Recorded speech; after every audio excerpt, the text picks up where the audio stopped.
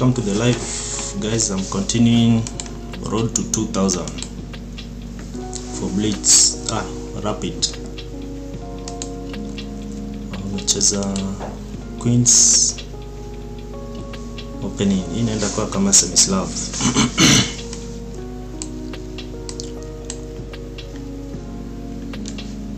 Kuja hapa tutablock hivi.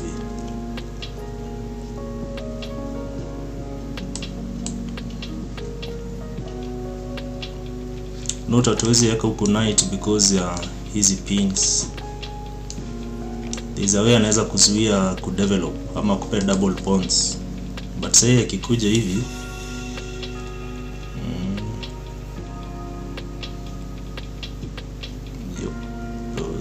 that's good, that's a good response.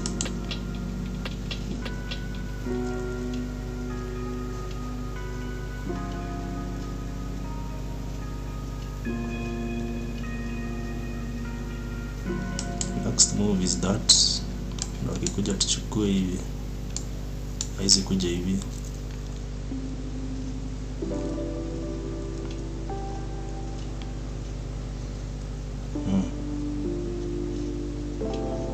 Let's go out of that pin. He wants to trade, so that when I take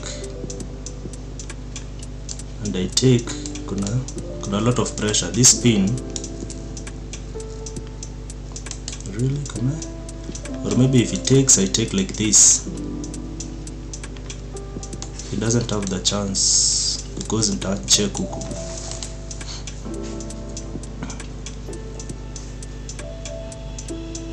I think that's forced.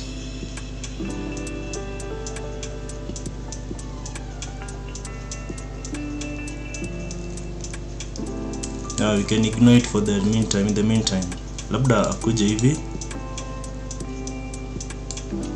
but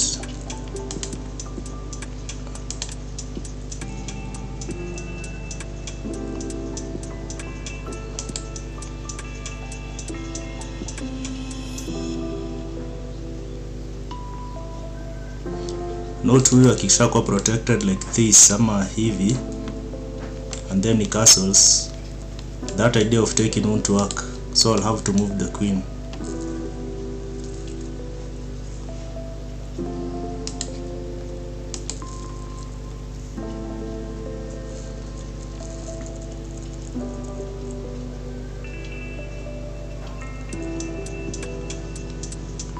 Maybe akikuja this, but he has two moves, so before he makes that move, acha to reduce pressure huko.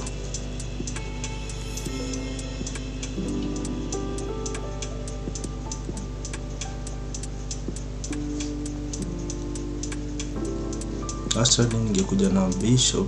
Okay, does it still work? Bado hiyo idea yake i work because haja castle. Angekuwa amecastle, una notice ingekuwa discovery, but since haja castle, tumpe check.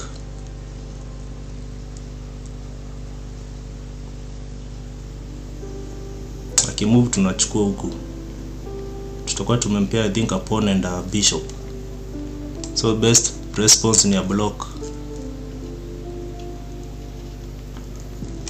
ama he blocks like this.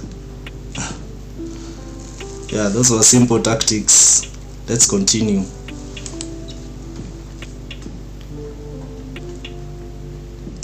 Tuendelee na D4 opening. So inaweza transition to anything. Queen's Gambit. Anaenda kucheza hii, inaenda kama Caro-Kann. Modern defense. So not na hii modern defense, ananiachia ni control hizi central spaces. Unaona, like my pieces are attacking everything in the center.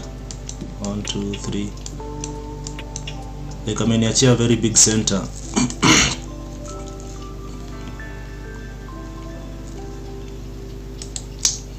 Since ameniachia the whole center, na debate this and this, both are good moves. I think this is the more aggressive approach. because now namzuia up to acha tuendelee. So these anataka kukuja, but he has a hard time. Yeah, that's a good way. Anataka we trade that pawn with so I'm thinking two ways. Either I push, but nikipush, which position will I be giving up? I'll be weakening this square because anaweza jump with the knight. So nikipush, another idea, this diagonal anakuwa very easy. Inakuwa very easy for him to put a piece. Kwa exert pressure yani. Hata pia kuput a piece. Like this knight can end up on this d4 square. So pushing advantage niko nayo. If or maybe I should just push. Yeah, welcome nacheza. Oh, ni bro, welcome. Yo Brayo. Karibu Brayo. Ndio nacheza hapa 10 minutes.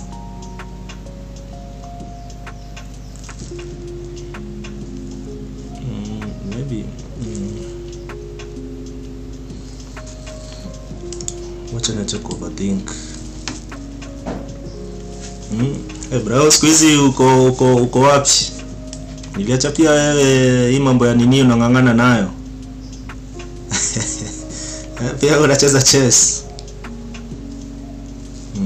Hiyo ni poa.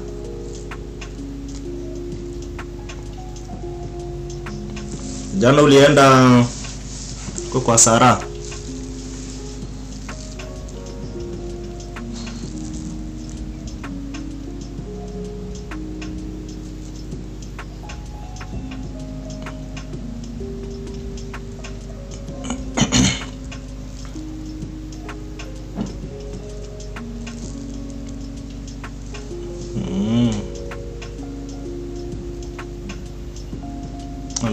Jana singeweza kufika.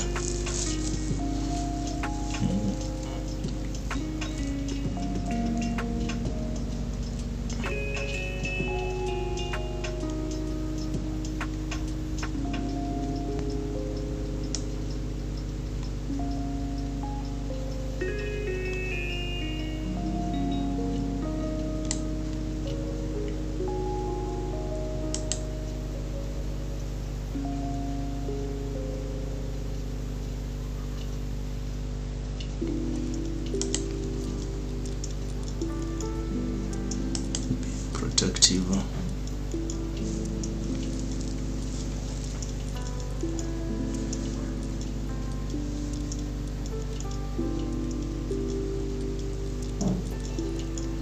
So this okay, I'm giving him a bishop advantage, but naona like our knights watakuwa so tricky wakinipea, especially this outpost.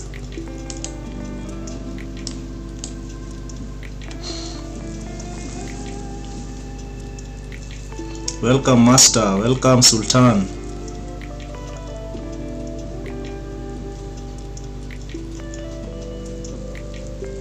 Tunacheza 10 minutes. So hiyo move amemake, I think anataka kukuja this way. Ndo alete bishop huku.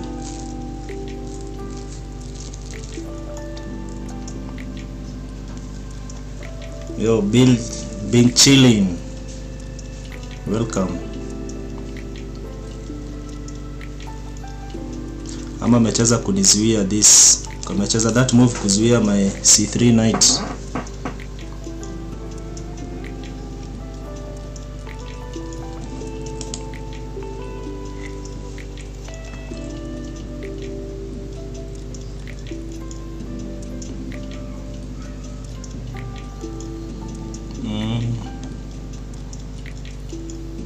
I think maybe I don't know.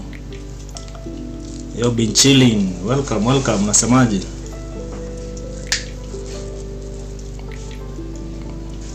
Okay, my idea is nimeona this square kuna binyo itaenda kuwa this bishop itaenda kukama live. So nataka because amecheza this, najua he's planning maybe next to play pawn b5, and then if Fianchetto is light square bishop to b7. So now there will be a lot of pressure on this, but aki go for that idea, then my knight will be able to jump and I'll block his bishop. Again, sikuwa nataka when I jump with my knight his g7 bishop to attack that b2, because once hiyo ametoka ingekuwa weakness. So he's targeting here.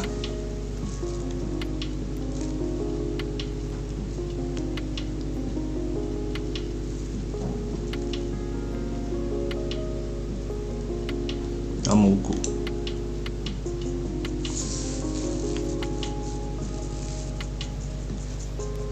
Maybe I'm thinking nikuje this way, because it's still hana hiyo bado that move still. Ama atakuja the other. So nikikuja this way akuje hivi, I'll be forced to move the queen. Yeah, welcome Joe. Tunaendelea, nataka kuona kama nitafikisha 2000.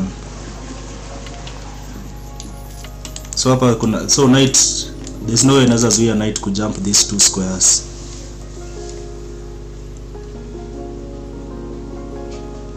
Maybe nizuie one of these squares. Kuna this, but I don't think nitaku hiyo nini, hiyo hata tume roll out. So labda nimzuie this square and then akuja hapo. Yeah, time inasonga, acha tuende. So labda kama hapo, maybe then nita drop ndio nijaribu ku trade this, because sioni they wako mbali sana. Before he forks my king, I don't see a good square ya kufork.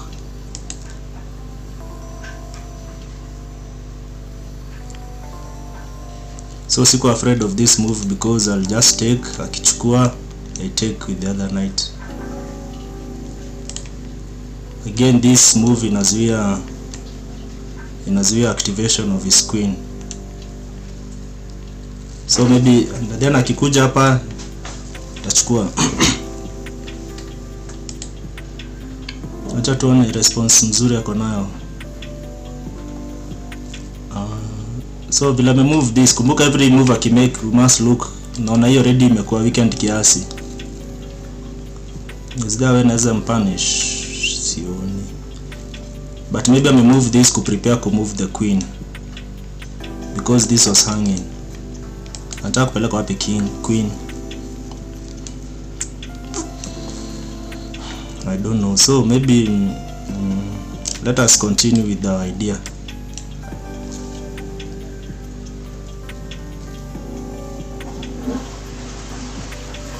But I think this inaweza work kweli. No, I think so. But now atanipea an open.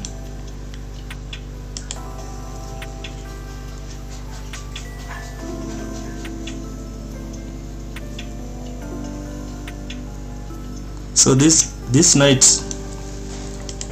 which other piece can I improve?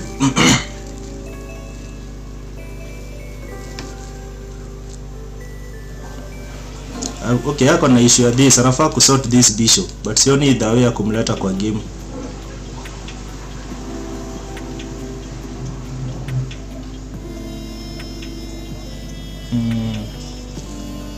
My instinct ilikuwa ku move, but unaona the way people hang. You know, nikimpea atakuwa na double attack on this knight.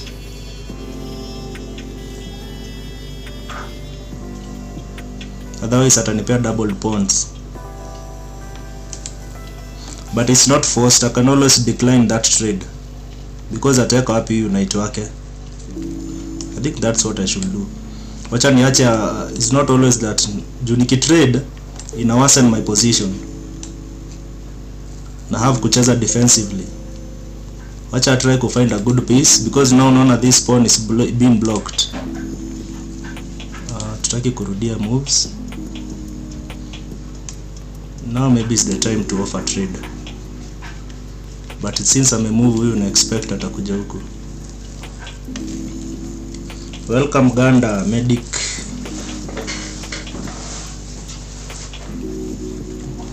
Tunataka kufika 2000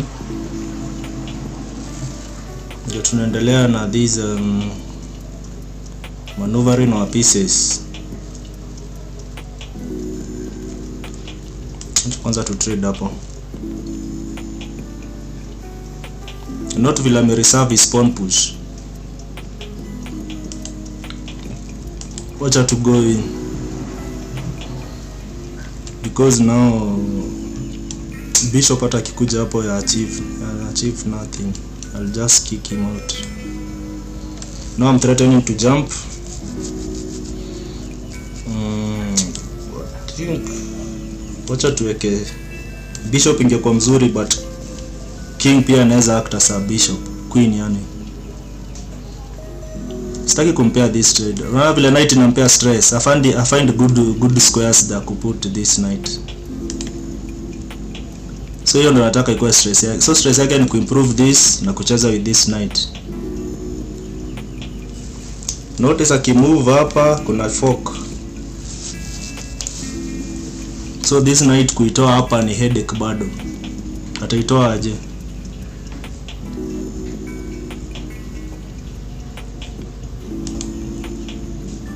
Maybe like that.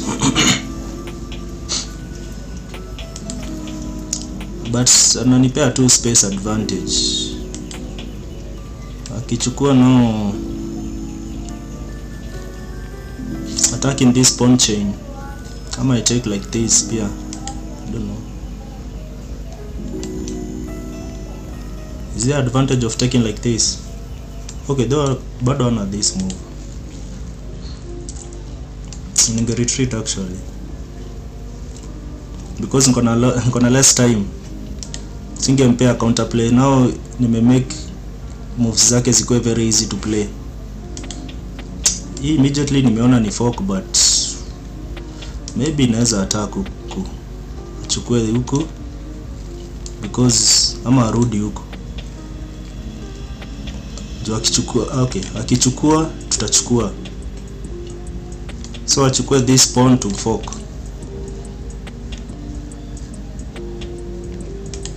Itabidi amerudi. Watu wapende kucheza vile wame undo their moves.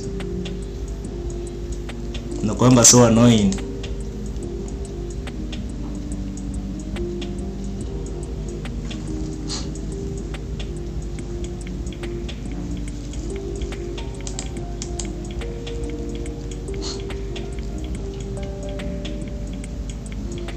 Hapa sipati passed pawn. I thought niko na passed pawn.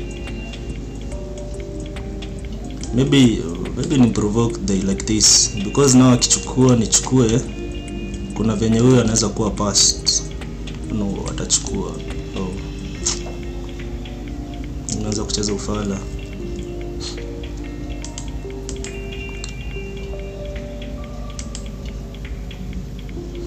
Naanza kucheza ufala, kuja hapo. Tuado ku pressure.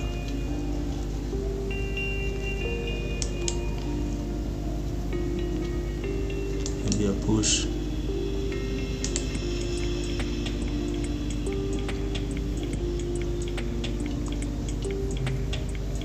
So what my kile nataka ni kupea our access.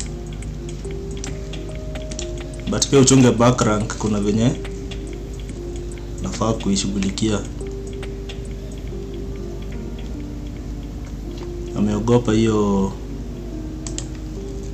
Ameogopa that move. Actually kuna this.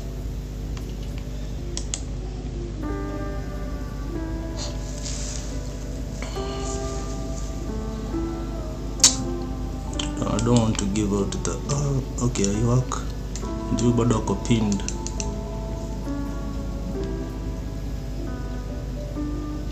Kuna checkmate huku in one.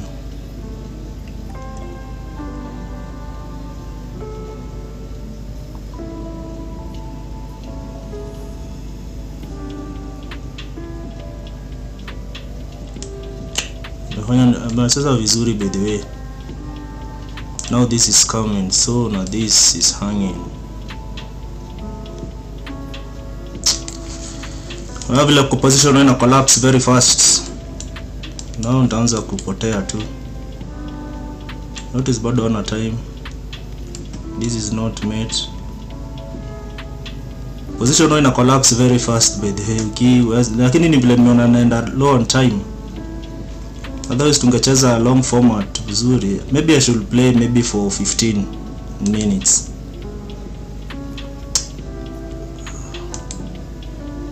Wacha nilete huyo hapa ndo niziwie this pawn push na ni add extra protection hapa.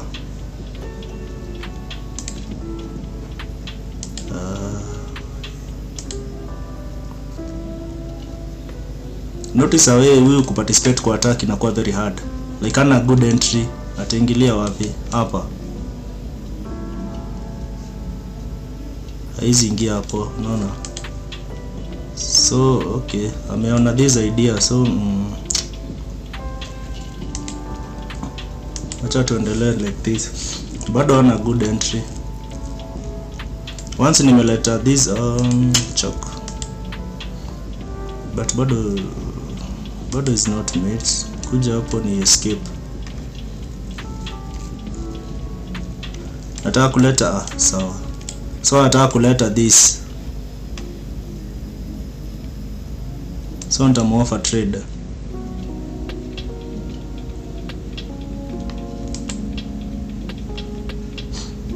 So umeona so this akiwa hapo like hana good check in nini. Next is this. Maybe ana need kupush huku. Time inasonga. I should play fast.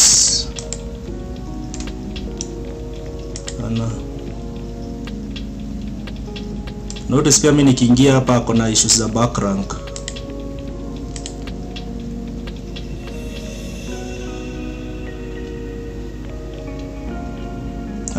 Ameharakisha hiyo attack yake. Pia I misplayed the end game.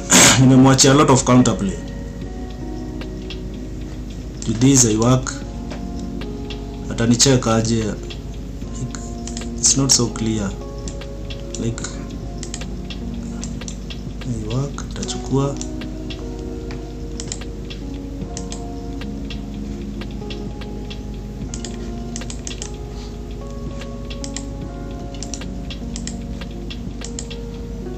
Nimehang.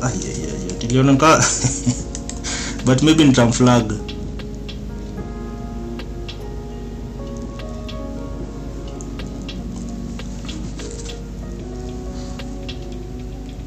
Perpetual.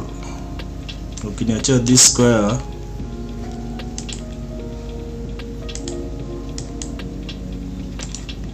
I don't mind trading.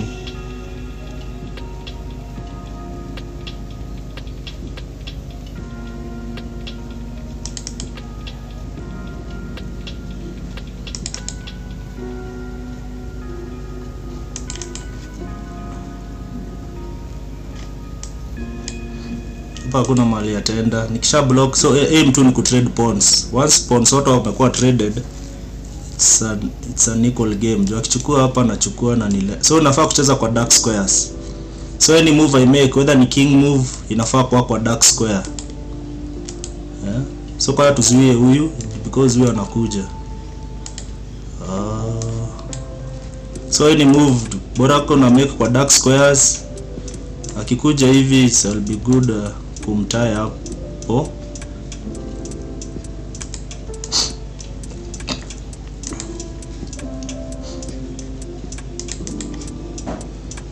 Provided every move I make is a dark square move. Imeenda out of game. That's strong. Amemiss. Angetrap huyo ni huyo rook. Hiyo alikuwa trap rook wangu. But ukicheza haraka it's hard to miss moves, good moves.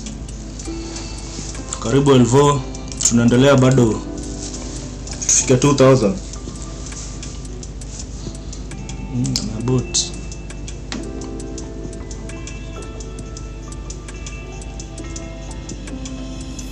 anacheza English opening. Acha tukopi English.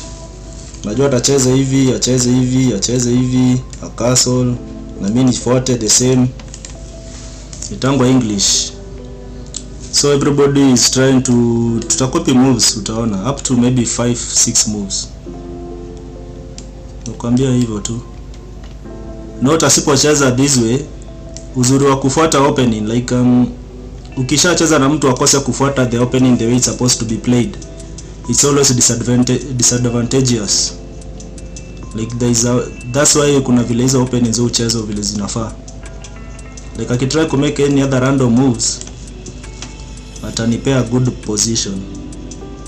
What I'm thinking pia mimi nilete this bishop huku. Fianchetto to that bishop.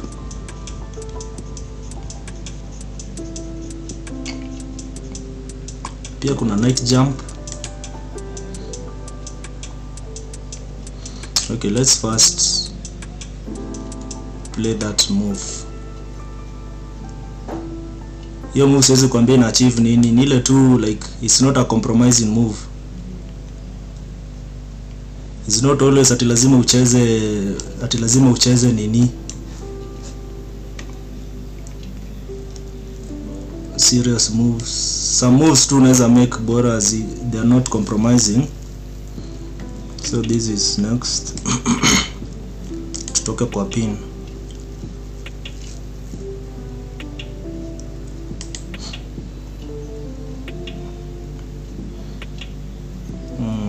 Nimeanza kujipea very bad position. Junaona nikikuja hivi atapush. Tukikuja hivi maybe anataka kutoa this knight ndo alete bishop. Okay, it's move is forced I think. So next ni hapo huko.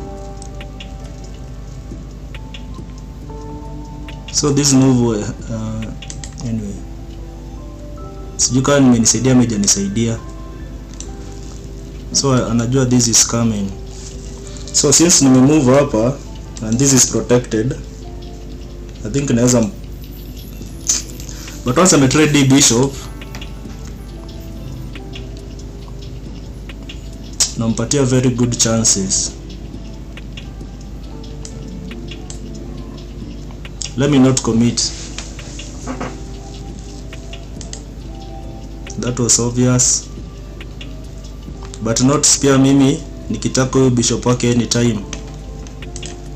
I can always initiate the trade pia.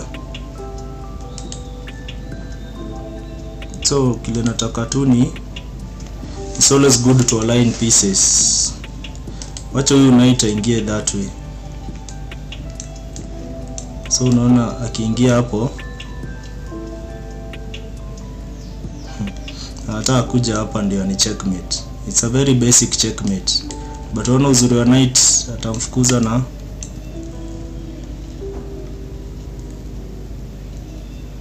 this pawn is becoming a thorn. There's a way I need to eliminate this pawn. So but niko na hizi dark square weaknesses. Maybe I should push this kumzuia hapa after ataingia hapa. Then I can dislodge this knight. Okay, hajacheza vile inafaa. So this is protecting this. Ningecheza hivi kwanza. Pia mimi nimeanza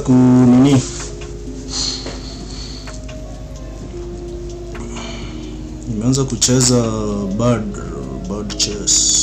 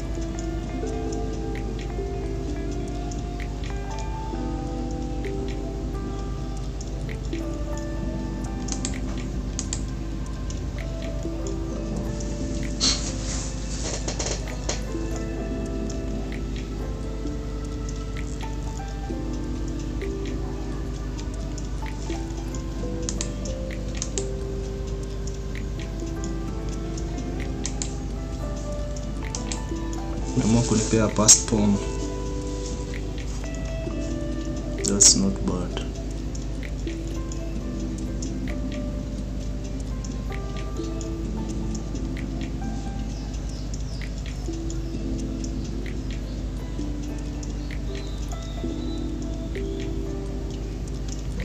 Kuna this entry.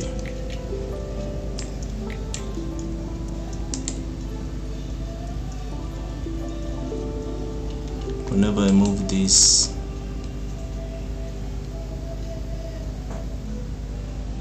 so maybe I need to double up.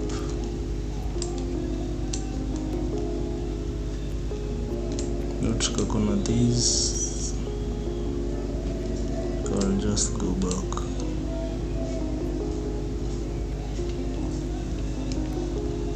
And then it drops.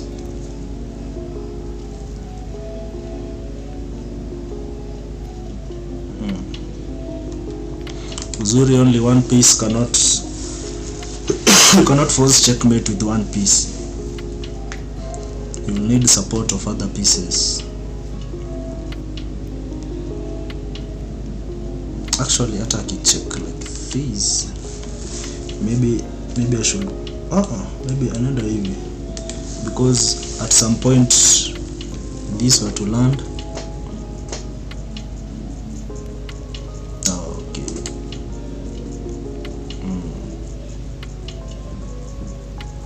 Okay, that's a sacrifice. Should I be worried?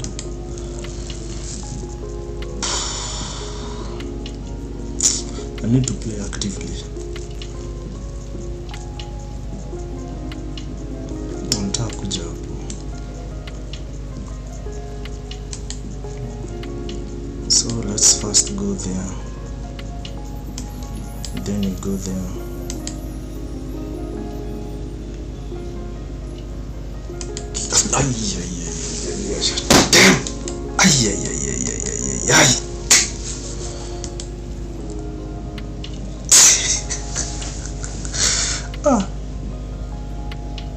Kwani haoni?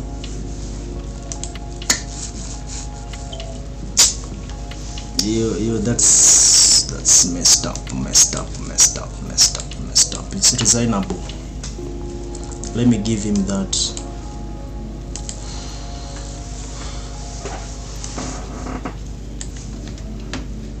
Sicilian. You attack that.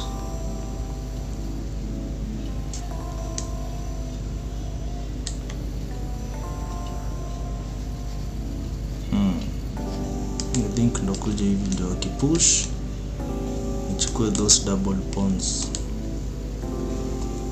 Welcome Kennedy. I'm playing Rapids. Nataka kuona nitafika 2000.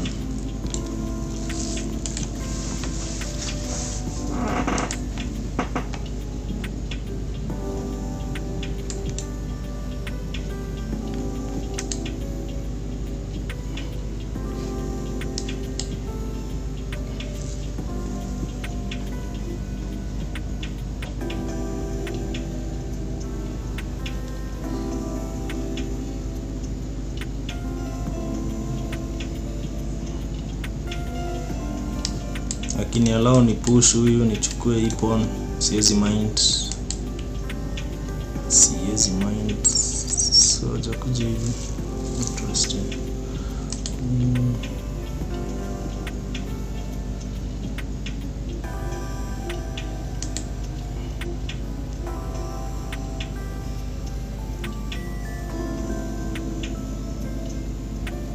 Needs to take first.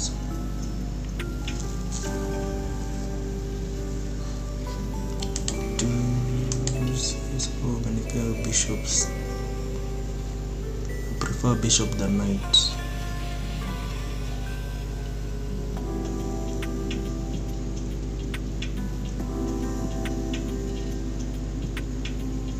Your knight is hanging.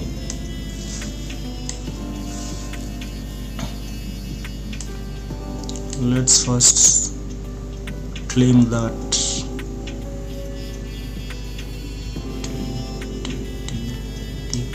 So let's trade.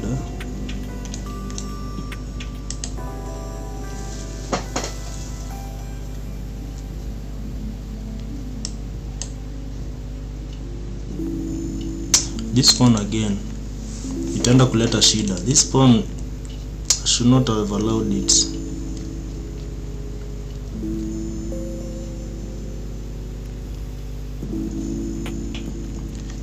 Naona angekuja hivi. Okay, but ningemharass tu, so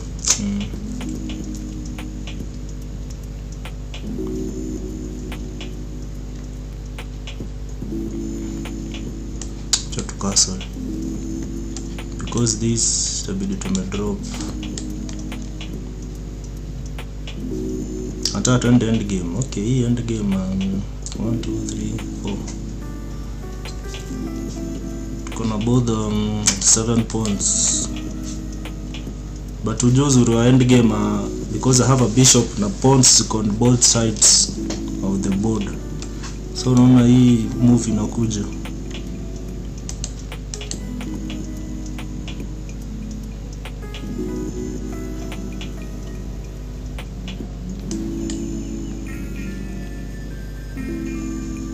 So naweza taka tubakisha at least one rook. At least one rook.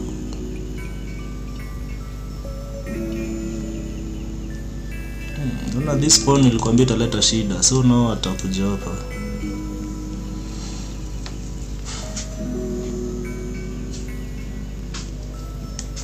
Choto ndio.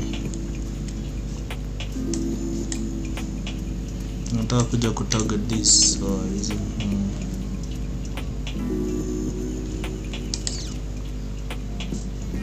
acha tumforce to pay that square. I think so issue akitrade sita trade that rook. Nikisha bakisha one rook tampea shida.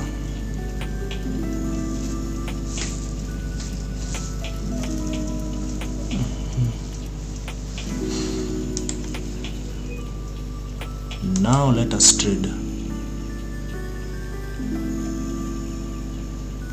Bado utaki? Sawa. Acha sasa songesha watu wako. Songesha watu wako ama to trade by force. Notice akitry ku defend huyu ana hang rook. So this is forced. Will you give me the entry?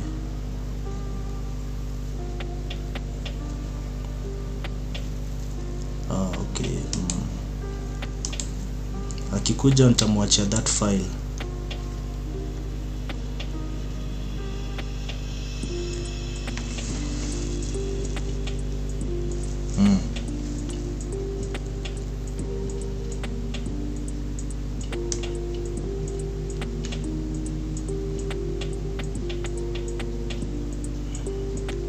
Wait. Nikichukua I think nachukua like this. Ndio akikuja hapo. Okay.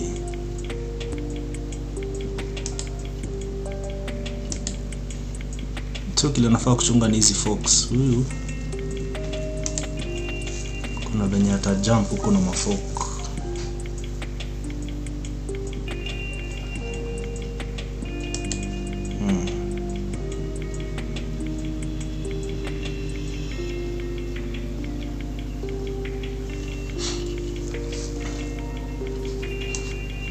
Activate like that.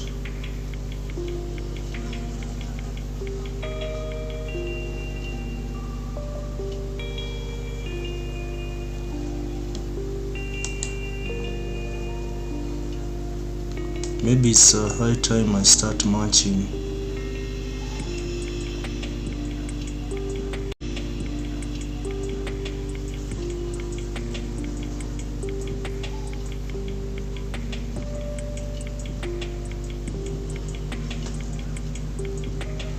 Gonna this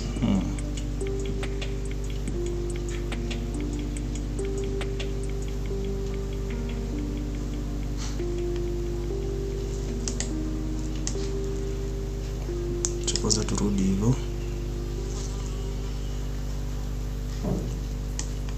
Bas, hiyo kile nilikuwa nataka ni open file na nimepata. Sasa acha tuone. Let's see.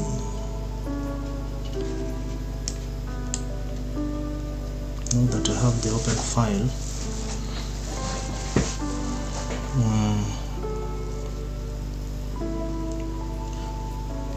notice bishop anaweza attack huku anytime na anaweza attack this side, but his knight ana need ku place knight wake place kama hapa.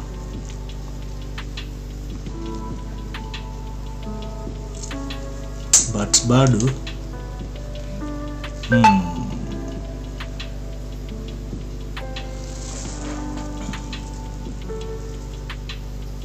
nisipochukua atapush. Am I on time to? I think is this first? I'm not sure.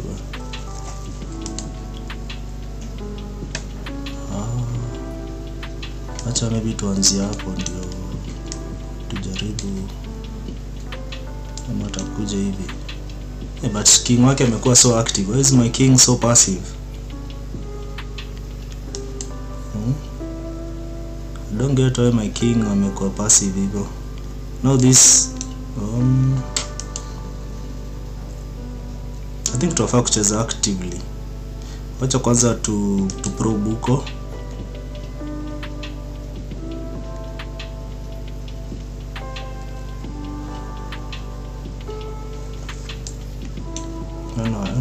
Hana good entry. To attack this, maybe I need some maneuvers.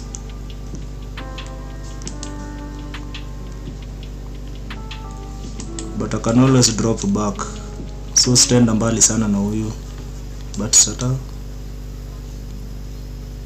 acha tuone bado. Uzuri hata akiwin this pawn, ona promotion square is so I can always go for a draw. Like akisha promote ni sack, I win these 2 pawns. Nakuwa GG's.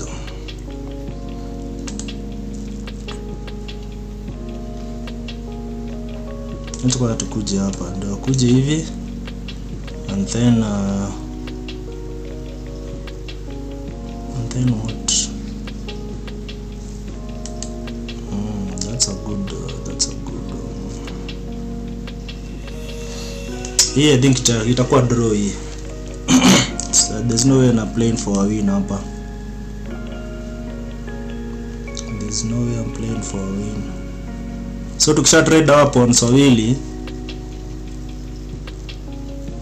sioni na huyu pia ni msack with this. So what I need to do is protect this bishop. Nisikubali kuwa traded na knight.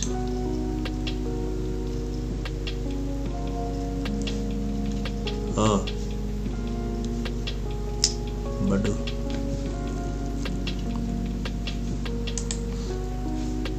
ndio kwanza tuchukue hapa. Pawns wakishaisha ni hivyo. So yeye lazima guard pawn wake. But hata akiguard, this will always sacrifice na huyu pia.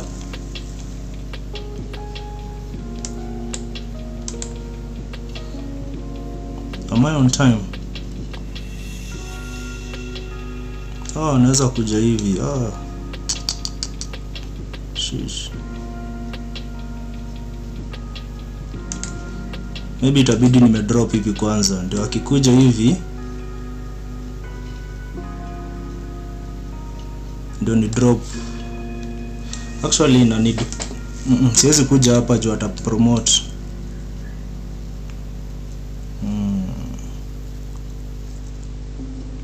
So maybe now is the time pia mimi nimpea past pawn huko, because hata akikuja I continue with my own past pawn, because sahi ana need like 2 moves, like ana need to play this ama this ama hakuna fork juu other promotion na kuanga hivi unapewa fork. But no notice nimeweka my pieces. So hizo 2 moves ndo alikuwa nataka. But it's not so simple. Pia mimi nikiwa na passed pawn huku, hata akiblock nitaendelea with my own promotion. Bishop and pawn,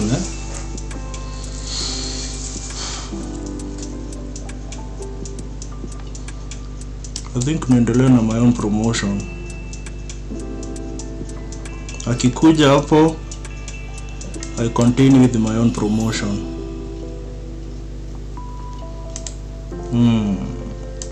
Uzuri niko na check, hata akipromote hapo I have dibs on check.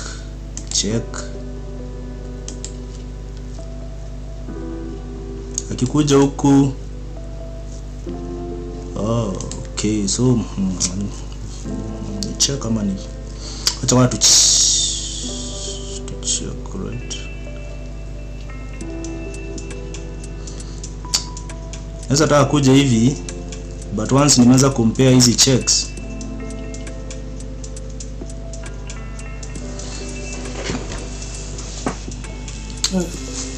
nikimpea hizi checks, I think sitaweza kuponea. Wale kwa tumpe check, unaanga check is always unless there is a way anaweza block na ni check. For now, since I have the tempo, so nikiweza kumpea check nikiwa okay, it's not forced.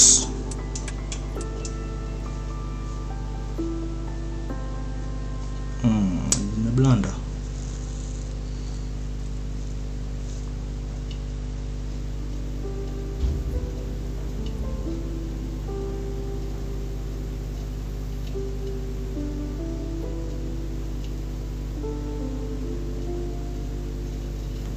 Hii check yake ndo naiangalia,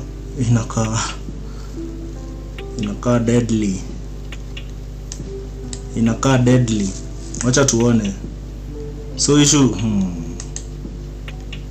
of course this inakula. So issue tu ni ku avoid hizi fork. Huyu jamaa na mafox.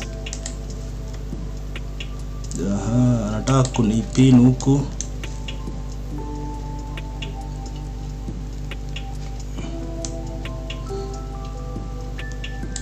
Haizi kuja huku bado. So kile nafaa kuangalia ni hiyo knight. Uzuri niko na I think some little time. I have some little time.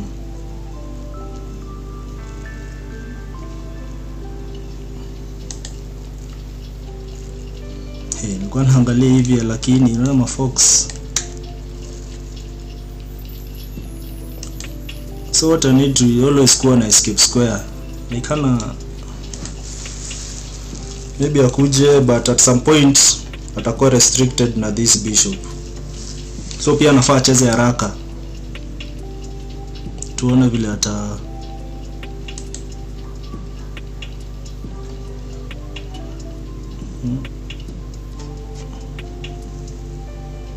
kuni outplay. I think wacha tu tuende hivi. At some point atanipea access. Unless I block this. But atablock aje.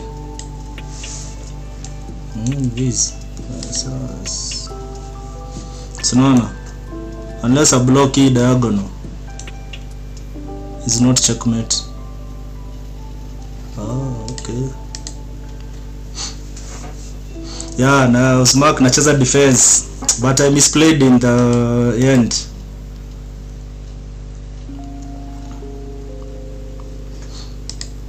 I misplay. Yeah. Kwani nimechezaje? Nimeona this. Kwa sawa.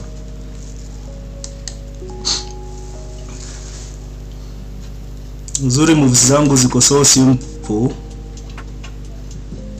Like my moves are so ni check. Is it mate? Yeah, nikikuja huku is mate. Na nikikuja hapa kuna venye naona nikienda kuwa, but huyu pia ana hang, so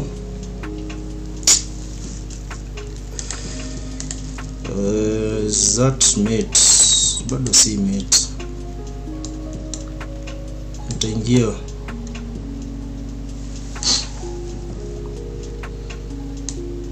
Hey. Oh, hataki niingie but sioni a way ya kunizuia. Maybe this. Oh, anataka kuja hivi but si nitaingia tu. Akikuja hivi nitaingia hapa. So what I need to do ni nini tu entry. Tutarudia moves again. Pia ni keep distance. Huyu nini asiweze kukua kwa is this focable?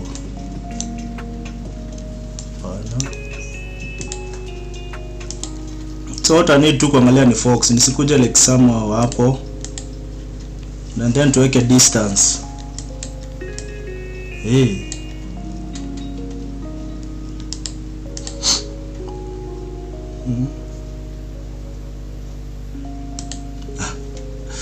Abukubali kulipea nini?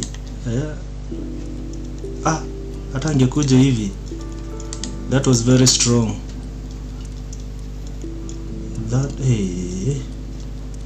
That was very strong. Ningekuja huku naona mafox huku. Time. Checkmate. Almost. Kanaona hii ni checkmate but tricky bado. Checkmate. Yeah. This checkmate. Ningekuja hapa. Anyway, but time. Kucheza defense. But there was mark ukitaka chess ukifika nini? Past 1600 lazima ujue kucheza defense. Because 1600 ucheza hata 1500 wanacheza very good chess. Sababu ndo kwaisha game nimecheza nao. Ndio wanani crash kwa hiyo opening. But kile wanapoteza ni hiyo ku defense. Like unapata defense wanakuwa focus sana na attack. Wanasahau pia for you to have a good attack pia defense zinapelekana. Hii inaelekea kukaa ni kama London.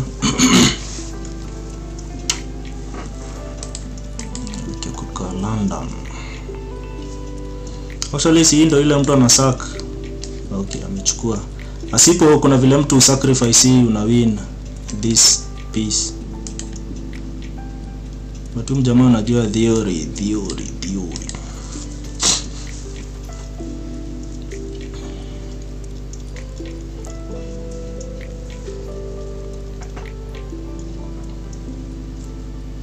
Na need to study end game kiasi kama hiyo, but I think juu nimetumia nini but sijapatana na such end games hizo zile unatumia bishop rook ama knight. Hizo unless upatane na a longer time format. Una notice hapo tungekuwa na enough time tungecheza 50 moves tungepata draw, but because kila mtu angepata time ya kuangalia ku evaluate. Unajua naona huyo already nikaa na hang, but is it worth it?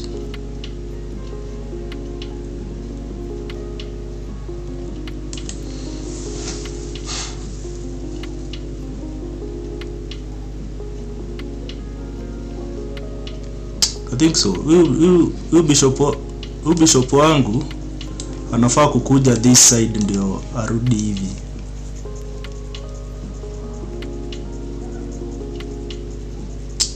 But sitaki kuingia trade.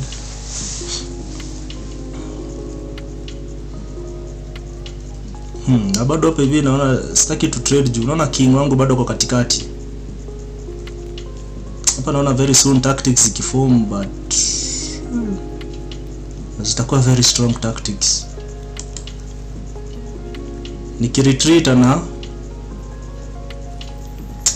maybe I tried once.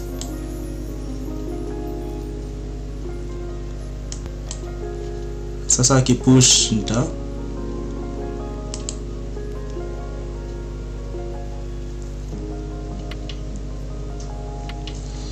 If he pushes, I'll just castle. Actually, I'll take.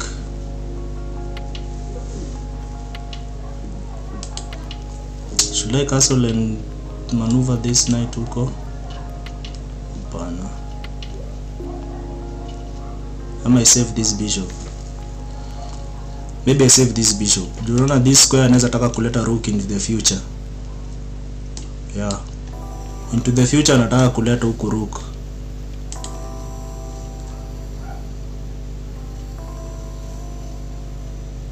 Anataka kutrade you bishop.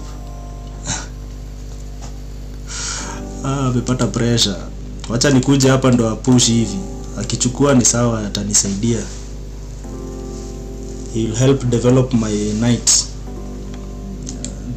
I've achieved my goal. Nikataka these weaknesses. So unaona now anaweza landa.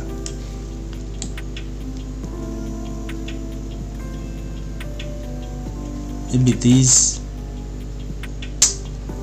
Nimerush hiyo move. Hataki.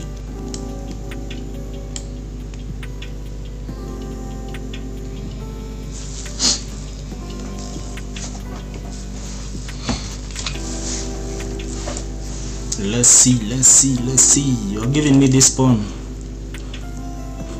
But pia kuna vile knight anaweza kuwa trapped huku.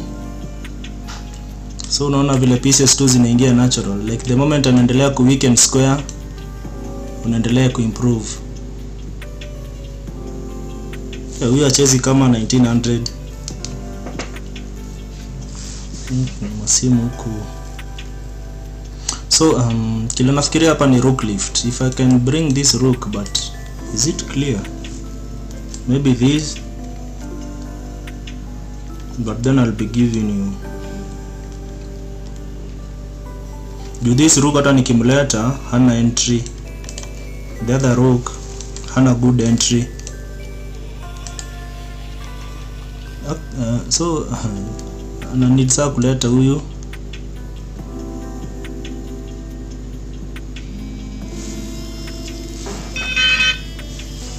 Wale watu wananitafuta sana na simu.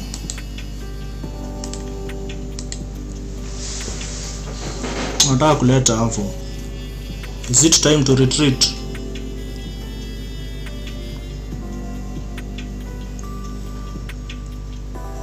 Niko nafikiria hizi but ana hang. Unaona hapa sasa maybe it's a good move now. I think itabidi tu nime prepare that attack vizuri. Uzuri this knight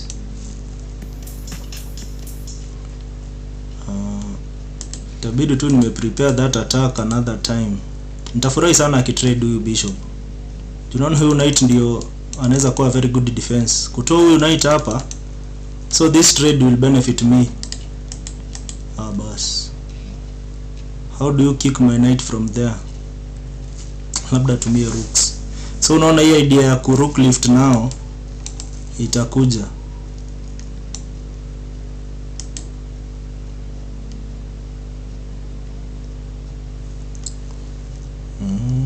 I think that I should start immediately, because hata akimove this hana good way ya ku tena. This is a permanent weakness.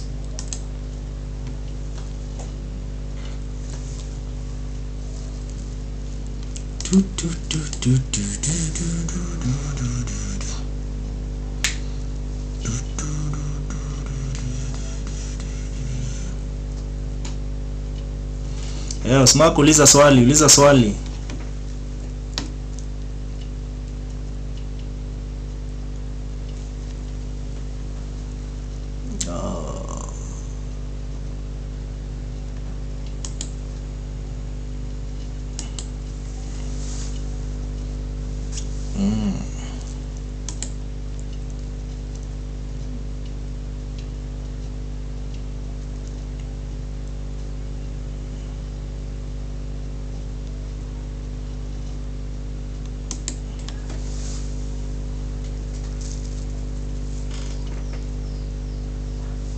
Shit, did I just give up this strong knight? Shit. rook. Yeah, maybe I'll attack this rook.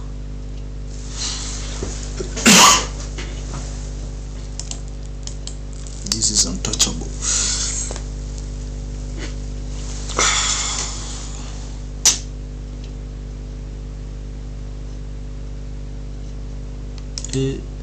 Damn. Shit. Did I just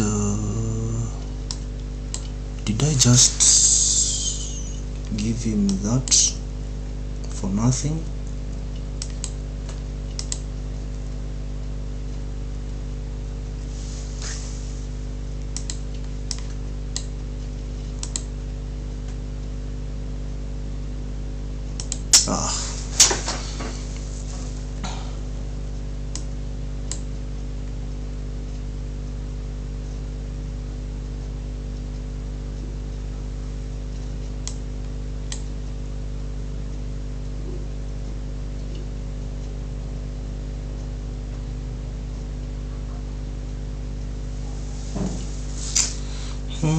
End game. I need to go up on my end game. My end game skills are not that great. My end game skills ain't that great.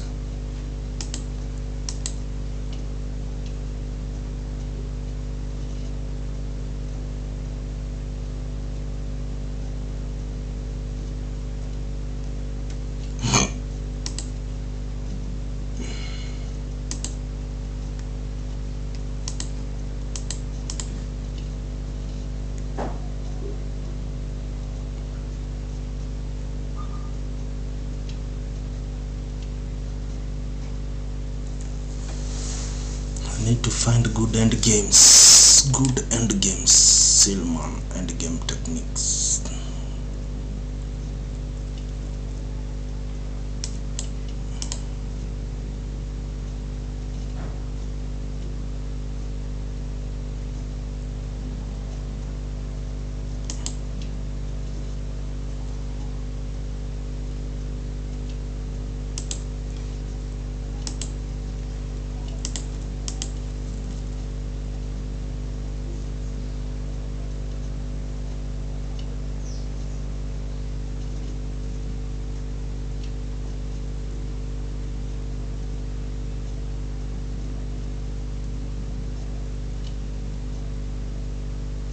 Wait, si nikipush hivi achukue nichukue.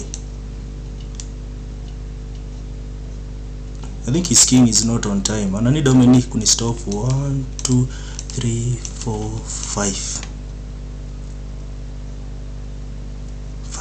5 moves. Na mimi nitakunid 1 2 3 4. Let's go for it. Maybe check. Okay, he's on time. Hapana, hayuko on time. Let's go. 1 2 3. Hayuko on time. So maybe ajaribu kunisukuma huku kuni delay. But any chance napata na push. Actually his best move ilikuwa this. Is he on time? He's on time. Siku calculate vizuri. Hii game ameponea. Can I play for stalemate? Ama ni resign tu? Hiyo hatuwezi mtrick. Acha ni resign. Hatuwezi mtrick. Usma kuuliza swali. Kwani how many games do I need to reach 2000? I need to win like how much time we switch opening. Wacha nijaribu hii King's Indian. Nimecheza hiyo D4 sana. Maybe we should switch it up. King's, hata ameamua kwenda na King's Indian.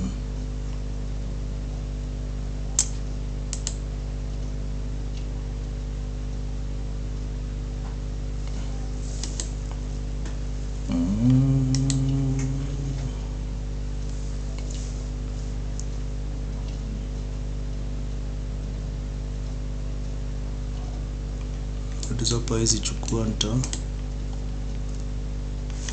nitachukua. There's no good way.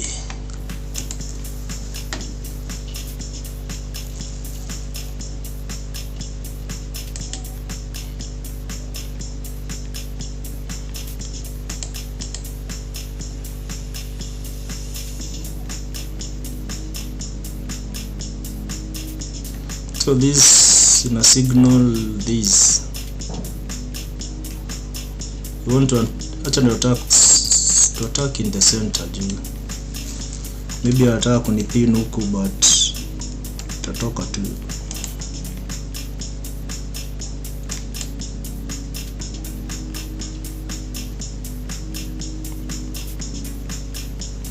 Naona hana this square.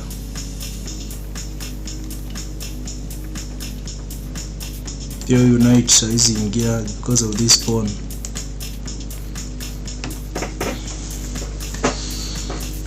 Alikwambia atani attack. What I'm thinking ni queen to hizi, nilikwambia natural square za queen. So unafaa ku make a case for either each and every move. So tukikuja hapa b3, there is these ideas of a5 knight, and then akitoka, okay, acha I think this na gravitate to this because you queen anaweza infiltrate. Nikikuja hapa kuna vile anaweza leta pressure, so now this knight is free. Akijaribu these ideas na akichukua na, so huyu bishop wangu ndo unaona kwa undeveloped. His pieces unaona most of his pieces wako sawa, isipokuwa hii traffic jam iko hapo.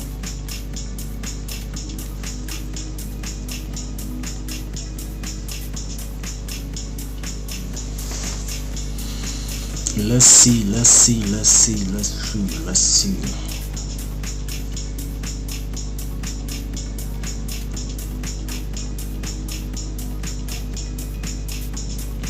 So one of the moves I have, I can activate my knight like this, ndo akuje huku, akuje hapa, akuje e3 e5 bishop yake is not doing much. I need to move this knight next, the d2 knight, so that I activate the c1 bishop. So c1 bishop anaweza enda f4 to target that rook. So the knight can also go to f1. I can activate it that way. So now that he has played that move, he's planning to play bishop h3 to trade my good bishop. Since amecheza hivyo, now this inatoka, acha tuende that the other way round.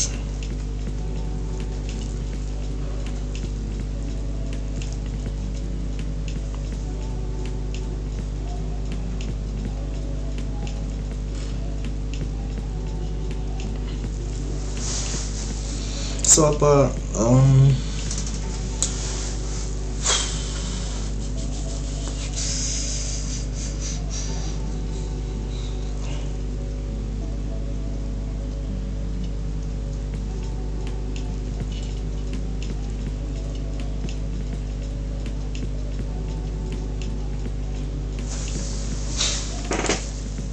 let's go there and target this bishop.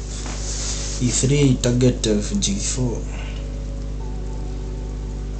Now my knight can go to d5. If he decides to trade, I get an advanced pawn. So knight d5 is coming. Also knight g5 to target that h3 bishop. Knight f3 naenda g5. It's one idea maybe to consider.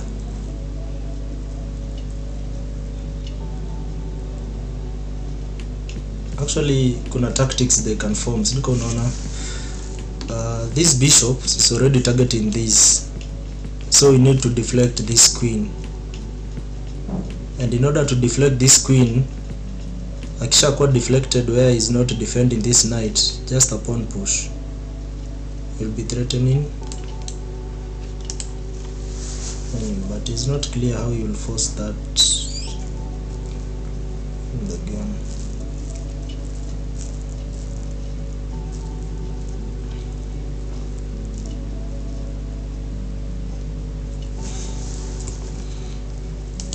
Yeah, Daddy's son, welcome. Is that bishop trapped? The h3, where can you go? Maybe f. Again, I told you this, and then we kick away. Usikubali anakaa around, because moves like this wanaweza threaten mate. Maybe he needs to trade this pawn. I try and weaken this pawn. Do you bishop wake I come back to life. Now unaona the knight jumps.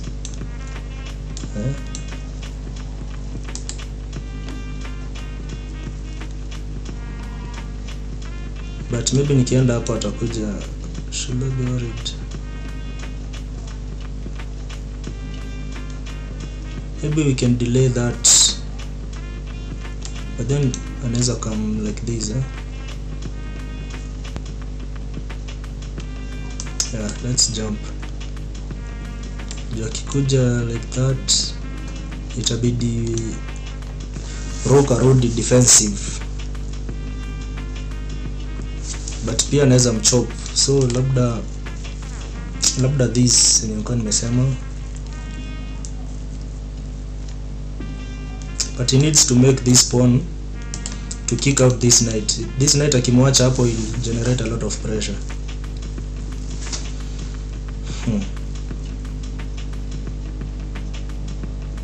Because now moves like this zinaanza kukuja with so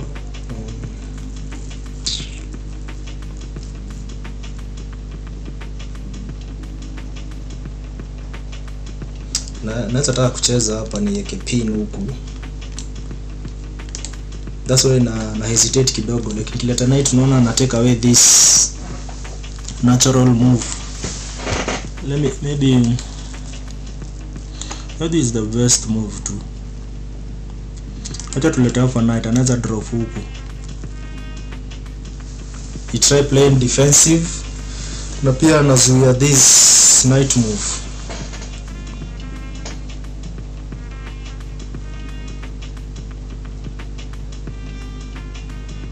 I think this bishop now pata kumleta hapa akakumbuka fox huko. This knight actually ndo ananipea, anafanya my pieces they develop without coordination.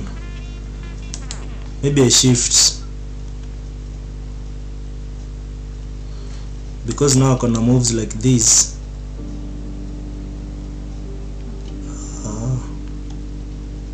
I expected that. Okay, it's going to expect here.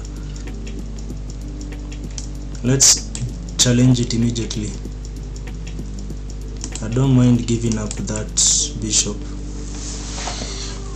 as long as I can have an outpost for these knights. I don't see a way now. So one of the ideas is this.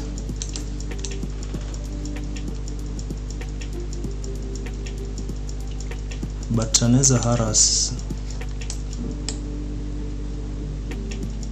Nataka tuende game hii.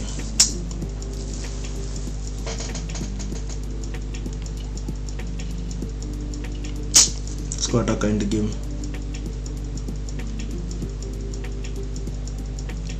One of the things nilikuwa naona this and this, but because naona hii battery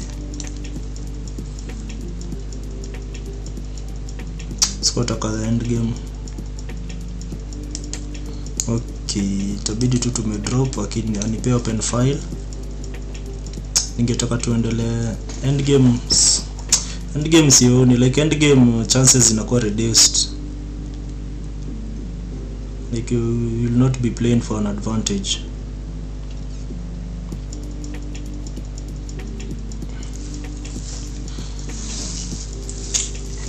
Sinaweza come these nianza ku restrict because now tunaenda end game.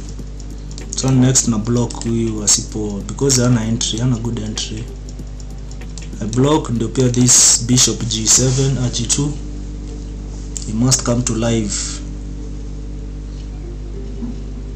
Now that way hata ki weaken these squares, the diagonal will already be blocked. Maybe anataka kunipin like a lot. You take the open.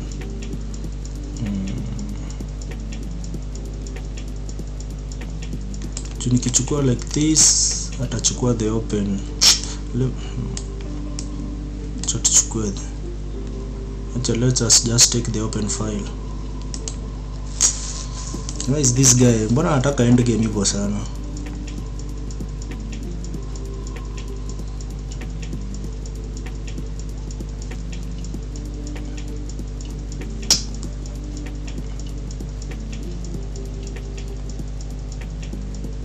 Kama tuende tu hiyo end game yenye anataka. Acha tuende hiyo end game yenye anataka.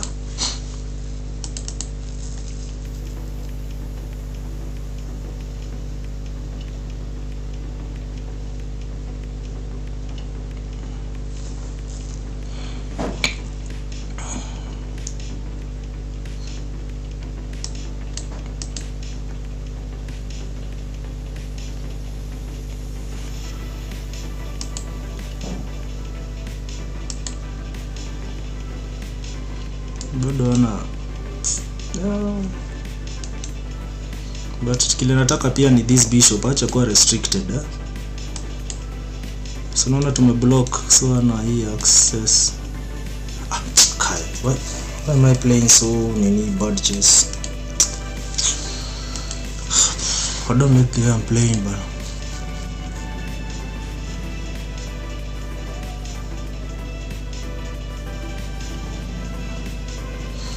hapa nyuma I think nilikuwa nimewin huyu knight wake, si ndio?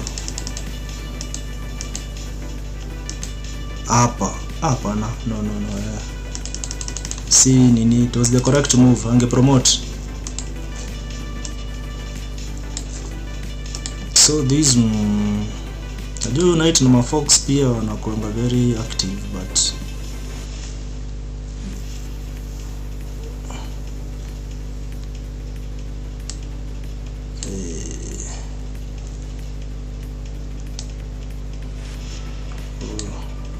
I need pia to activate my knight. Niko na bakisha knight just in case akikuja, but I need to involve my knight. I need to involve this knight. How to go about it?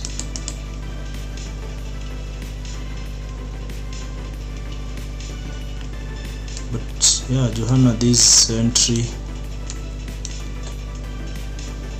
He wants this Pochuku. I think this is forced. Acha nimpe that open space. Inatoka.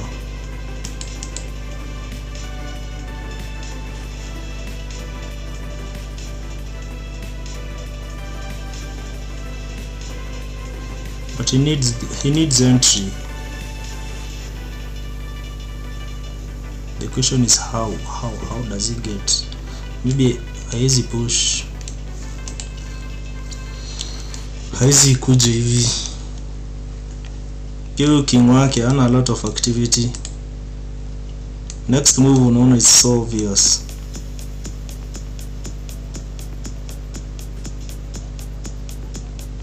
Actually hata nachukua ma yeah. Let's trade. Utaki trades. Na double attack. Sinta kipush nachukua. Utachukua pia with check. Did I misplay that? Hata sijifikiria hiyo move. Wanaweza chukua. Kuna ni intermediate.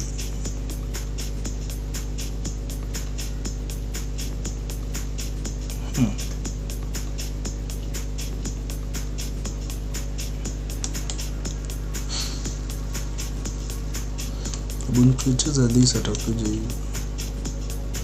but once this amekuwa protected, this you are protected, how do I go?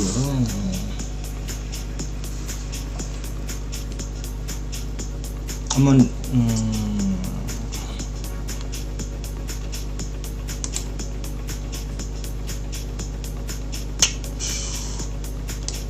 Hii na overthink hii kitu sana. Juu nikikuja hapa atakuja hivi achukue. Hapana, I think acha tu niende hii nini, itabidi tu niende this first end game.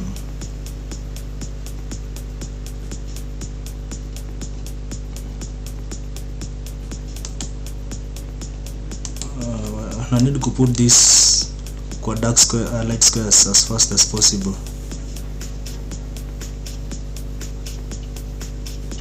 Pia hii ni draw, siko nataka draw bana, but inaka draw juu tu nitamsack na huyu nikishaweza, so I can play for a draw. The draw is always an option nikitaka. Yeah, misplay that anyway, but kidogo matata push.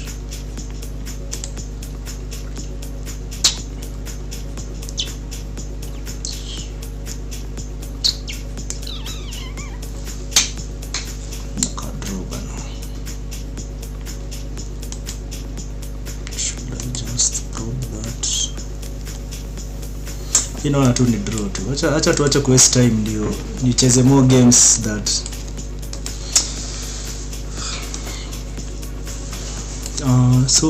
acha tucheze. Tuendelee na hiyo King's Indian. Yeah, let's start with that King's Indian. Tutakaa tukiswitch. Hizi moves nazo zinakuwa automatic. But it's not a must fianchetto, but fianchetto hivi naonanga is one of the easiest. Hii nazuia huku na huyo. Like hizi moves zitaenda zikijirudia. Hata unajua ukiona most of the videos you'll see the same themes recurring.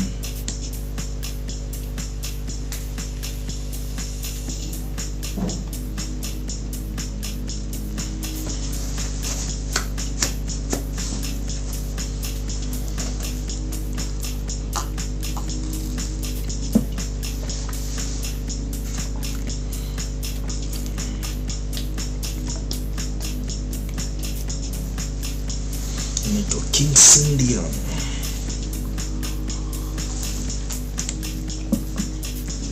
I think I can push up. It would have been much better.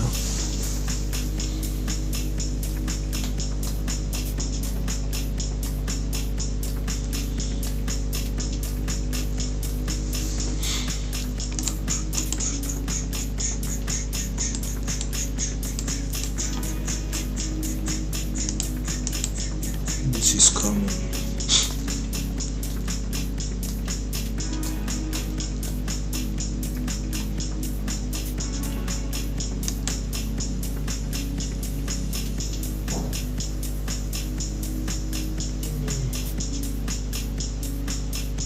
These akinikubalisha we trade those bishops.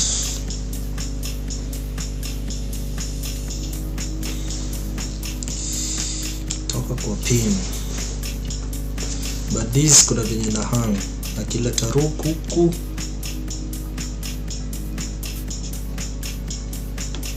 kuna venye anaweza push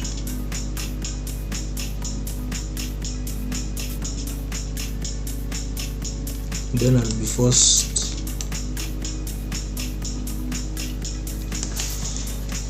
So maybe to delay, but I don't need to delay it.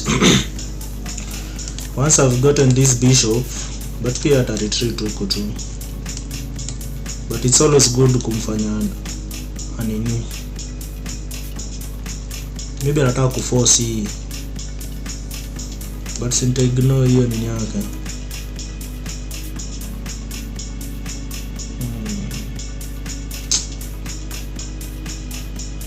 I think nichukue, akichukua first, nikipunguza hawa niko nadhani nita win this, but bado siwezi win. I thought tunaweza kuwa na bado hata 1 moja atakuwa ame defend how many times, 1 and 2. I needed an extra attacker.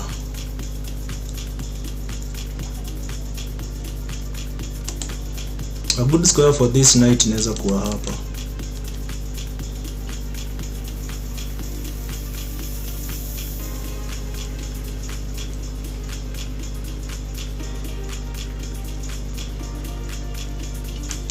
Maybe I go like this.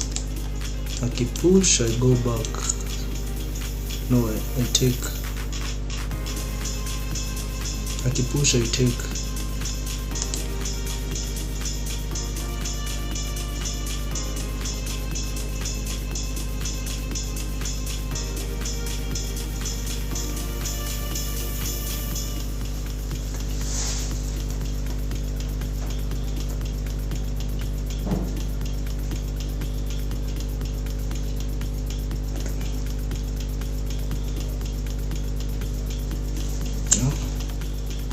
I take once. You need to take with knight probably, but then I'm in pair. I have 2 weaknesses. This is hanging.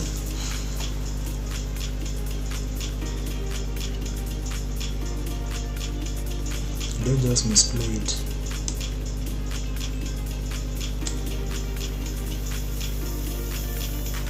So I need to reroute this rook.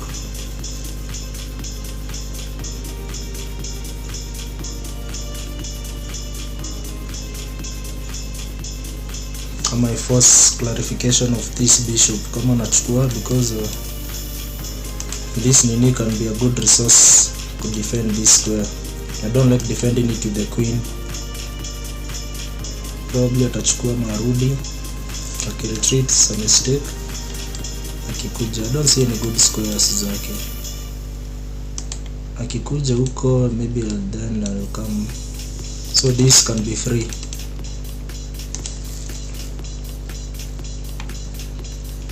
Yeah, welcome Engineer Kilonzo. You're trying to reach 2000.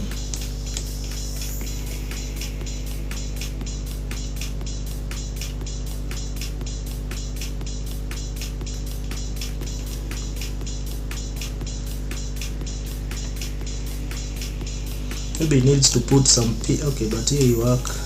No. Because then you have a pin, but maybe acha tuangalia his ideas. He wants to push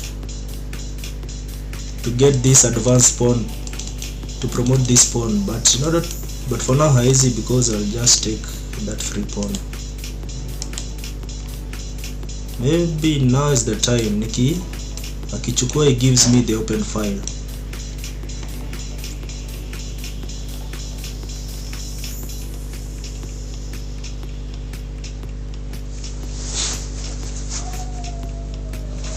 And not to kuruku wake pia, it's not always a good sign. Could defend a pawn with major pieces, it's not always the best. Let us, because of that, wacha to reroute this bishop to release queen. Aweza kuingia huku. Nataka nipatie hiyo file by force.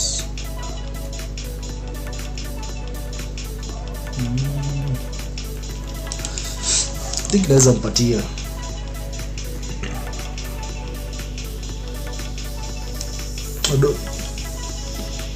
Maybe atakuja hapa, hizi kuja. Yeah.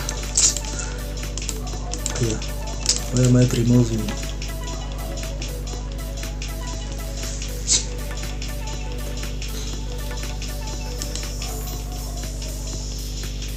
Now I can move my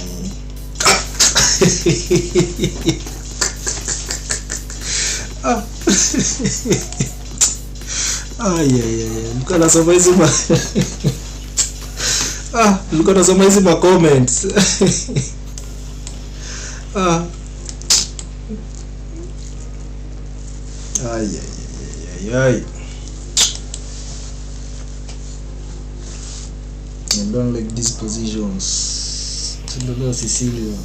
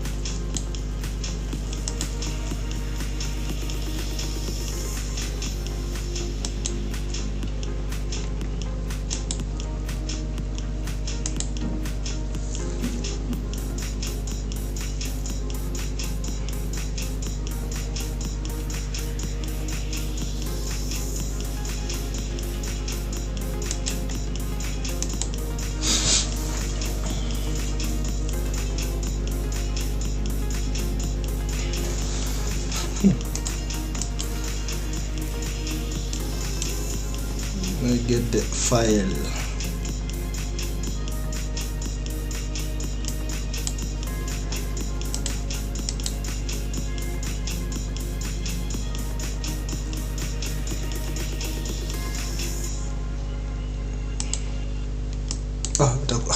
Utakuja na night.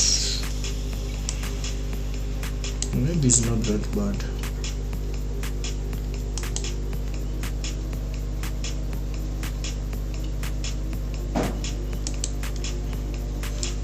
Let's go back. Okay.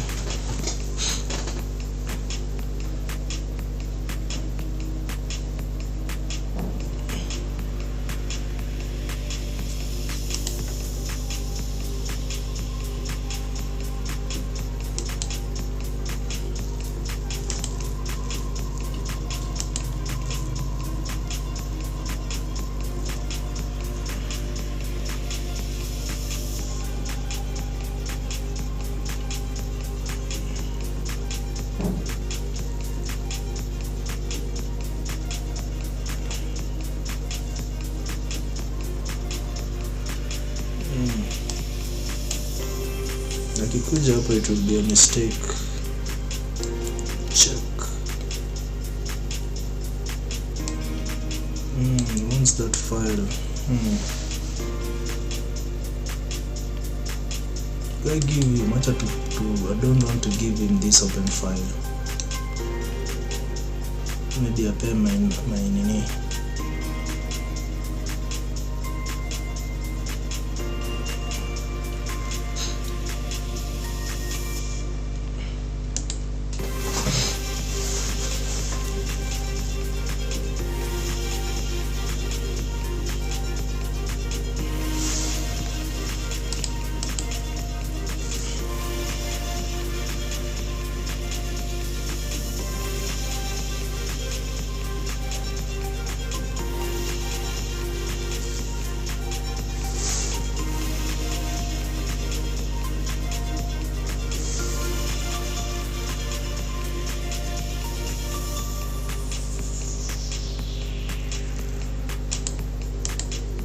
and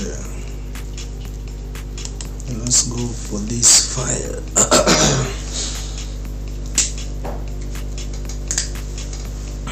Karibu SK, tunacheza hizi na double attack this pawn, right? Did I just misplay it?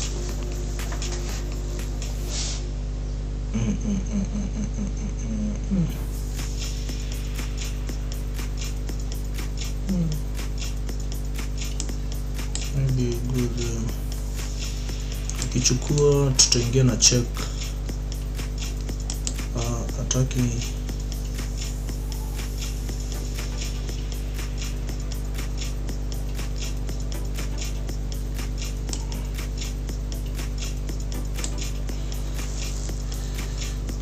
If we take tutachukua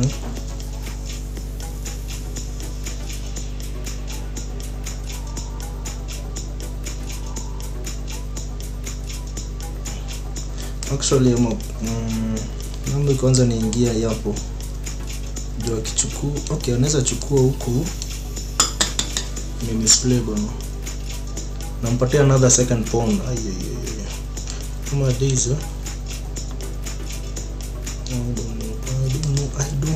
I don't know. Maybe there are enough compensation.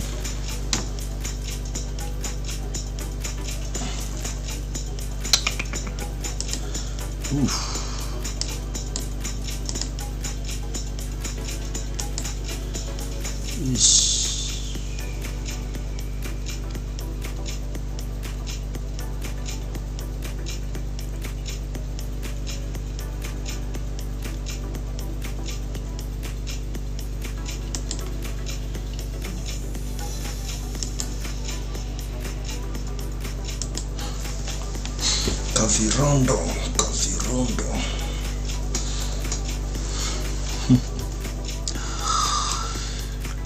Chop. Let's see. This is a permanent weakness. Can I create a passed pawn?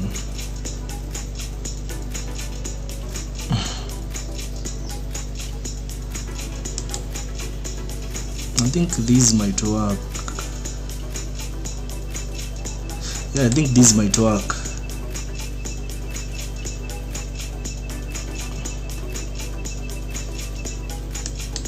Acha tuende na this. Actually nime misplay, nafaa kuja this pawn.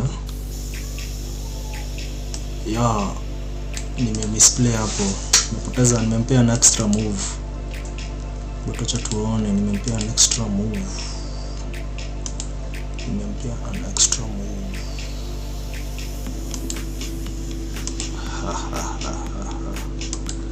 Watch my beautiful pawn match.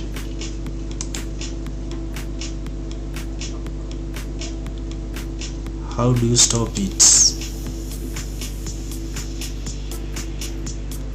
How do you stop them? Not giving you counterplay. Chukua.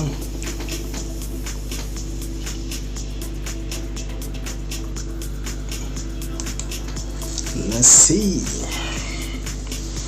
How do you stop?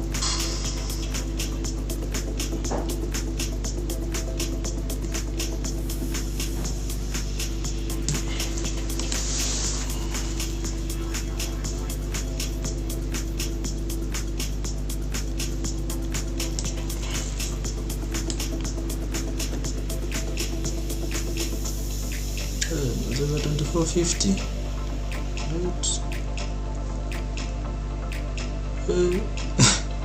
Siko najua naweza cheza high accuracy. Okay. Nice game. Let's continue.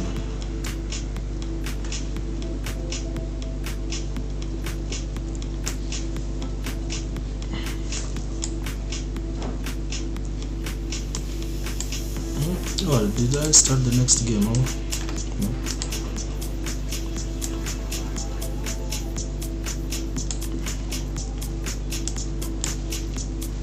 Sicilian.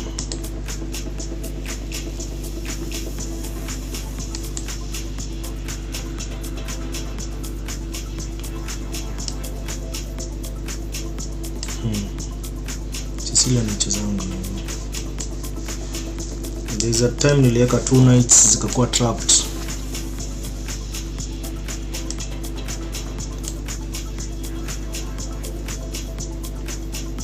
Si mind kupana double pawns. How does he punish? That's I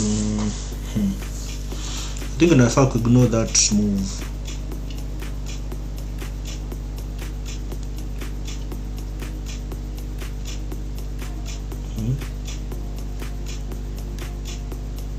Because ama ni kuna 2 options. Naweza chukua alafu nikuje hapa na tachukua the knight. So that's central pawn. I think naweza mpea don't kuna isolated pawn huko. Kuna how many pawns?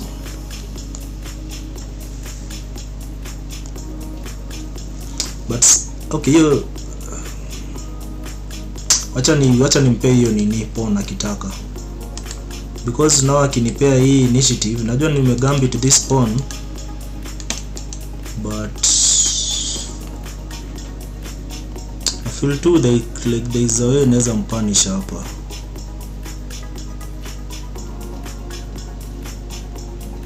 Is there a way naweza mpunish?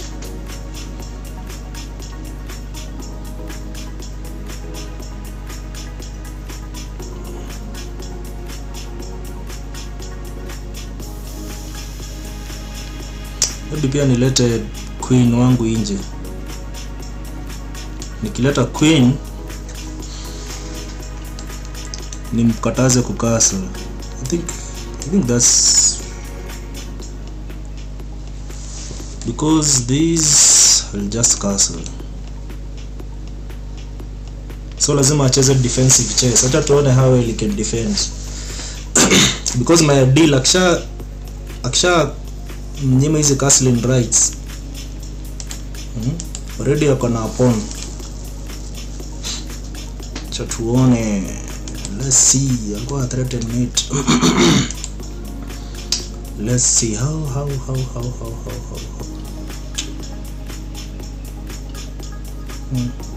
I need to bring in more pieces. Otherwise nikimwachia sijui.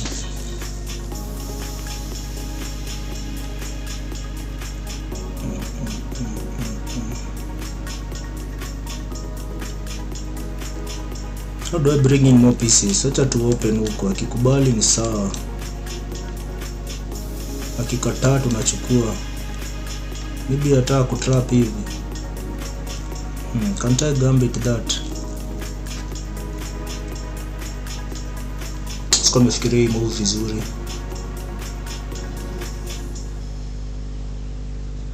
Which piece should I give him? Bishop or knight? I think nimpe bishop because knight atakuja na threats.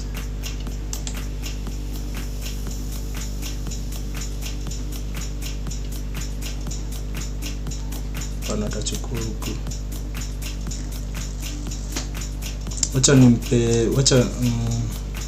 Wacha nimpe knight. King akiwa exposed hivi. There is a way like na feel hapa. I don't know ni agent and punish, but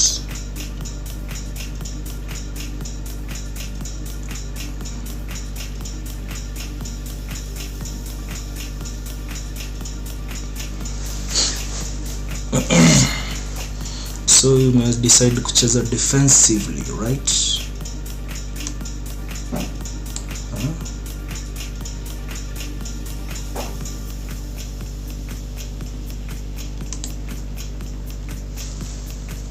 Let's go.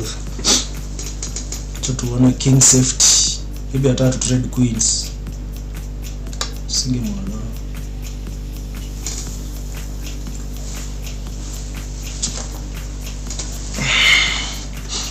I thought of that.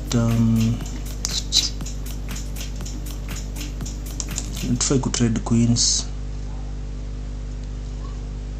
maybe achukue kuende akue extra greedy. Ngoja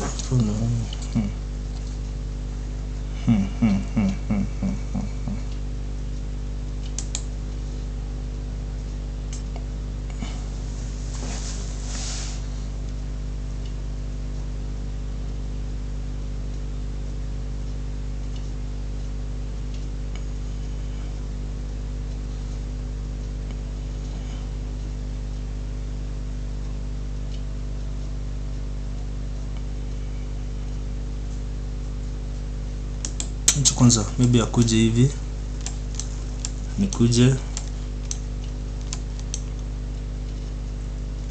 okay, nita have ku reroute hii nini, I'll have to reroute. Maybe nataka kuweka huku triple attack. Am I giving him so much counter player? Akikastle hapa my attack goes, there goes my attack.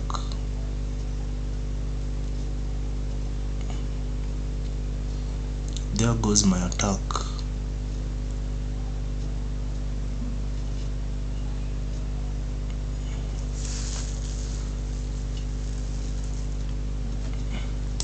Acha kwa tulete huyu juu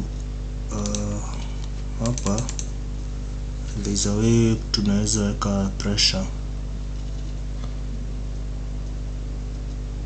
But how do we go? Spend the position now. Kwanza tuanzie huyu.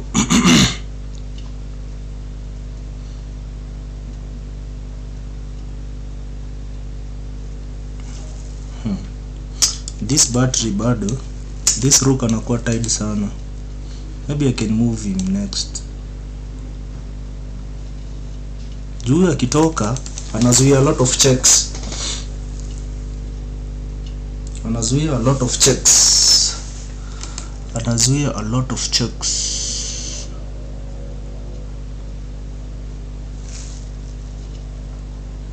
Okay,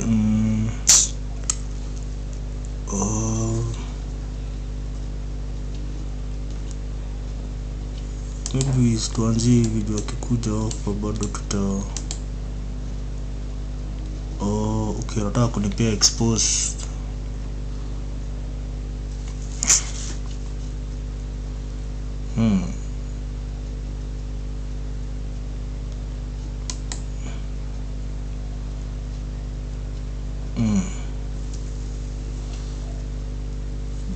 Did I just misplay these?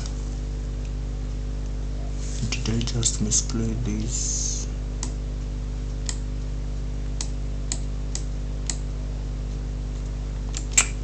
I think nime trade too much material. Too many materials zimekuwa traded. So ndio shida ya attack. Ukisleki kiasi, your attack goes for nothing. Maybe that's a good move. That's an extremely useful move.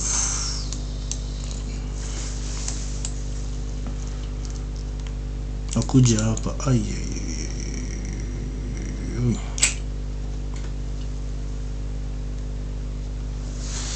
I misplayed this.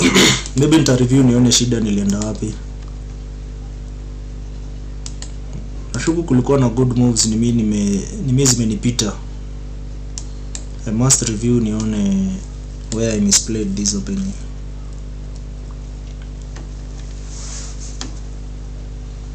But Sicilian defense inakuanga hivyo, inakuwa very sharp.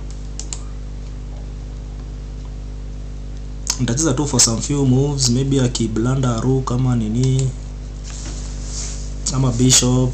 Akiblanda any piece actually is a draw. But nataka ni push hivyo tido kuje huku. But acha tuone, asipo blanda anything tunaweza quit actually hata. Ni achunge, kuna venye anaweza nini. Uzuri is nini, ana good entry. Maybe this alikuwa nayo for the longest time.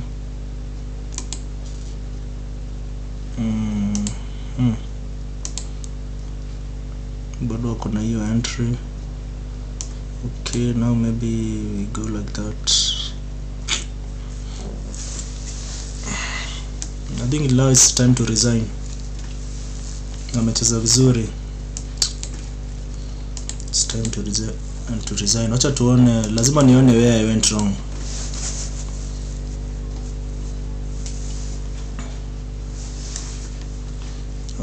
Let's start. Penye mnaweza jaribu, karibu wenye wako nini, SK na Javan, welcome. Unaweza jaribu pia wewe kuangalia what you could have played. So accuracy 78. I had 2 blunders.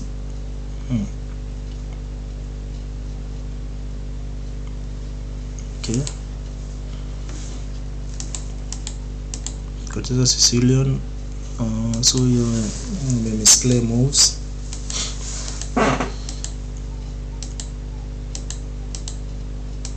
So inafaa kucheza hivyo. Oh yes. So nimeallow this. So this one was a strong. I think he moves kuiona because this ina solve 2 issues. Akichukua hapa will take, na sitakuwa nikigambit upon because the queen ata protect.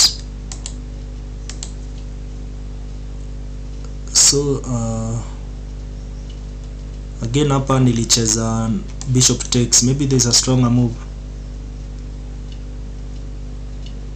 I think that's the best move. Yeah, bishop takes, akachukua. So again hapa nilicheza gani? Check. I think no, nilicheza hiyo bishop. So nilikuwa nataka but the position bado iko slightly better for white, 0.08.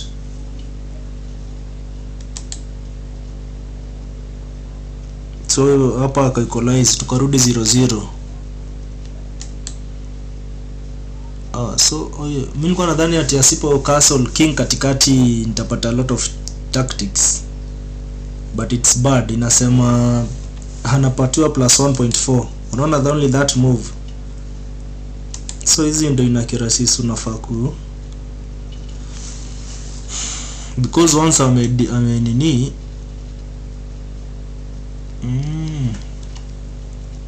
okay, so akapata +1, but na feel kuna mahali nili recover the advantage. Acha tuendelee hapa tena. So attacking that was a mistake. Nilikuwa nimefikiria of this check, but sijui mbona sikuicheza. Atachukua, but angechukua hivi, unajua ananipea discovery. Maybe that was the best move. Hebu tuone, but I think nili retreat bishop. Yeah, bishop was the best move. Okay, I think pia check ndio akichukua, unajua ninge. So umeona this check, assuming I could have just gone for this check. Ngoja yako hapa. So if I went for this check, so unaona hata akichukua with this it's bad. No, it's bad. Abo akichukua and then ichukue hivi. Kuna this. So nimempatia an extra, but hizi chukua juu ya kopinda. But anyway, sijui, acha turudi nyuma because sikucheza hiyo, but ili cross kwa mind. So I retreated the bishop, inasema best move. Akazuia this knight jumps. Okay, best move kwake. So this was a so this ni move ningeicheza like so my idea was nilikuwa nifungue hapa, inampatia +1.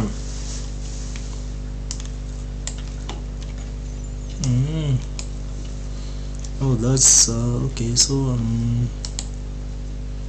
No, because now this could, but this could take time kuangalia what next you can play. Mimi nilikuwa naangalia only attack.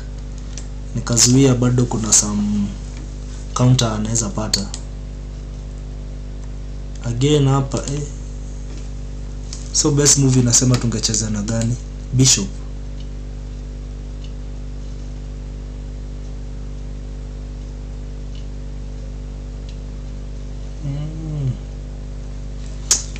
Hiyo pia ilinipita. Si unaona? Yenyewe ndo maana basi hatujafika hao. Sisi ma titled players. Because this works, unaona like tempo. But mimi nilicalculate from this, acha nikuonyeshe. Nilicalculate tu kuchukua, nichukue hapa with the tempo. But then nikaona huyu atachukua huku. Hebu acha nicheze hivyo na engine. Hii engine kuna vile inanivako. So this I had calculated I sack the bishop achukue. Then I saw nikichukua with the tempo, this is what I saw, atachukua hivi. Wacha tuone. So achukue hivi.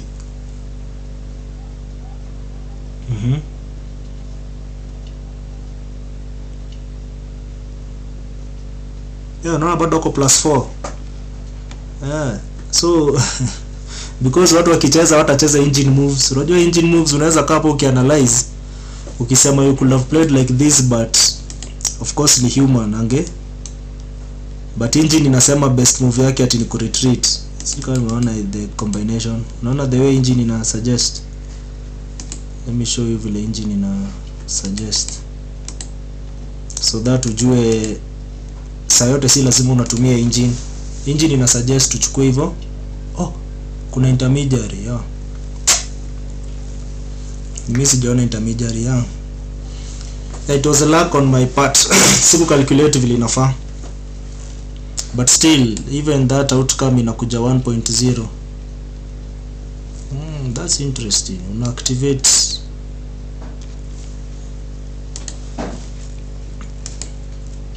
and kablanda. So from here I think advantage ni kubwa 2.7. Nikaenda nikiongeza another advantage. Hapa tena we equalized. I think this was critical. I missed. What did I play?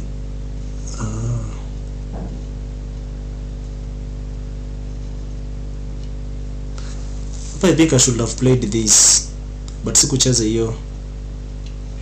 Hebu tuone kile nilicheza. Bishop. Acha tuone best move inasema aje.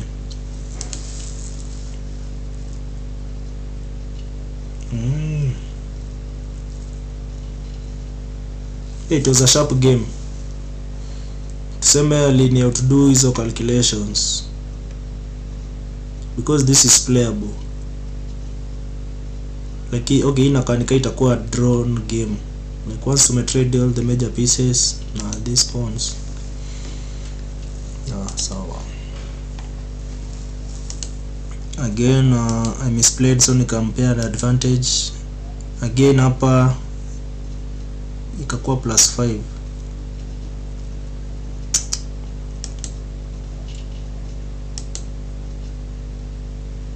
Inasema ningekubali the discovery. Enyewe. We need to up on our calculation skills. Again this end game we'll try kuswindle. Not hapa akanipea any piece. Chances tunaweza draw. Sinaona kwa +5. So akinipea rook anarudi 0.7. So the game is almost equal anyway, but it was done. Let me continue another. Tucheze to the same Sicilian. This time amecheza that. We still provoke a protect.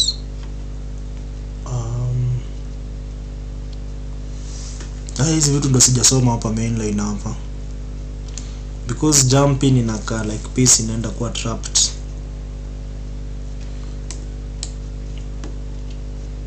Sifai kukubali this. Tumeona from engine kukubali this it's always bad.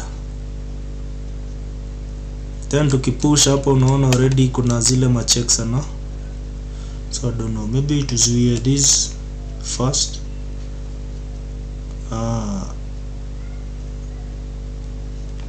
Now I think is the time. Tusipocheza hiyo move atakuwa ata enjoy the position permanently.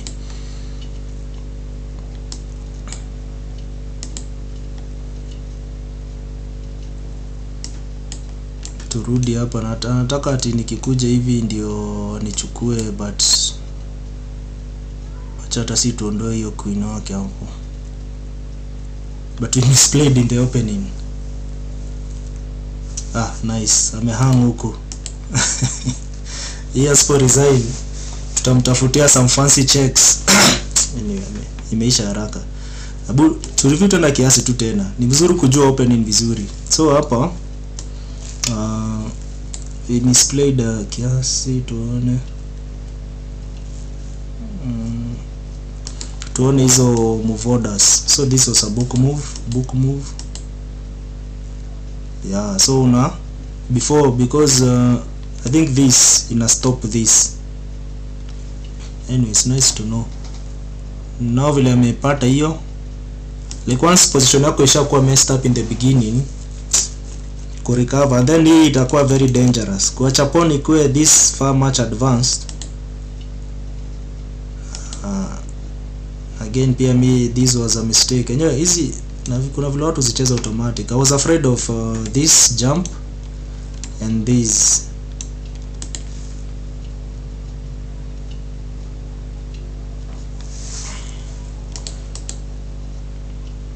Hata hiyo iko best move, bado engine ina suggest this.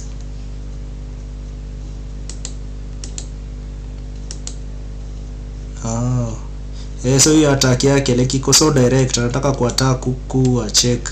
Nikikuja like let's say hapo atachukua this for free. So the best way to defend hiyo ni okay, nili block.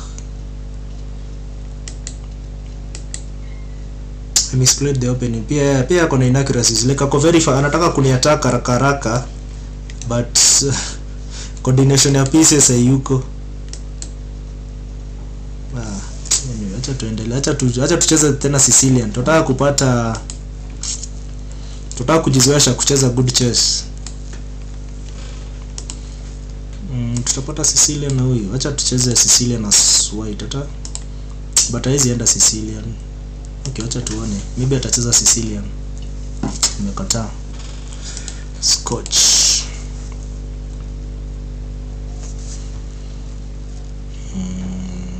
Sasa tutamwendea gani? Acha tumwendee na Alakain. Hii inaitwa King's Indian.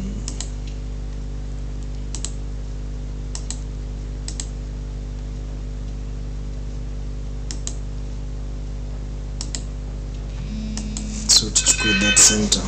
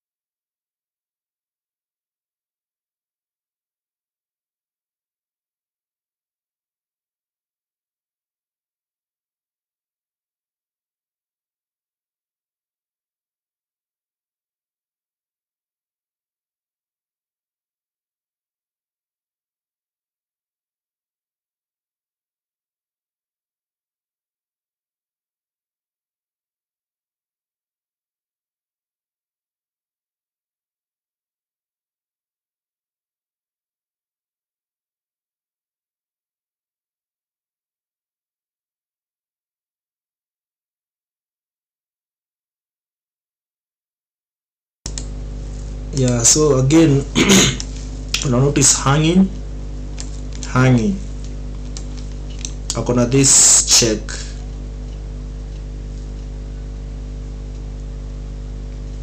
So there are different way could defend that check. Kuna this way, but here it makes sense because inatuzuia kuwin these two pieces. Kuna pia pushing. Kuna pia kupush hapa once, but once pia ujue tutaweka traffic kidogo. Which to go, which way to go? Wacha tuone. Tukipush hapa, advantage is tutazuia huyu atarudi vizuri huku, but huyu pia atakuwa zuiliwa huku. Na tukipush hapo, nishacheza anyway, acha tuendelee. Nishacheza. So hapa maybe na expect this, but easy. So hapa is natural continuation, maybe this, but it's too slow because nitabank this and then naweza escape like that. You na notice. So I think pia may misplay opening. Maybe ajaribu hivyo, but a piece is a piece. Two pieces. Let's see vile ata defend, because maybe the only square ni hapo, but once tumekuja hapa ame misplay the opening. Meisha hiyo, but hiyo game it was hard for him. Abacha tena to try kulearn hii opening vile na try kusisitiza Sicilian. Actually once nime review my games niliona hiyo ndio game yenye nimekuwa nikilose most matches, so nime try kujilimit as much as possible kucheza hiyo that Sicilian, but inakuwa na a lot of theories na mimi chess yangu sipendi kusoma ma theory sana. Okay, hii kwenda Sicilian, hii ni Philido. Yeah, Philido. So since alikataa kuenda the Sicilian defense, nikaamua acha nicheze system opening. Nikaendelea na hiyo setup ya Alekhine. Hiyo the King's Indian.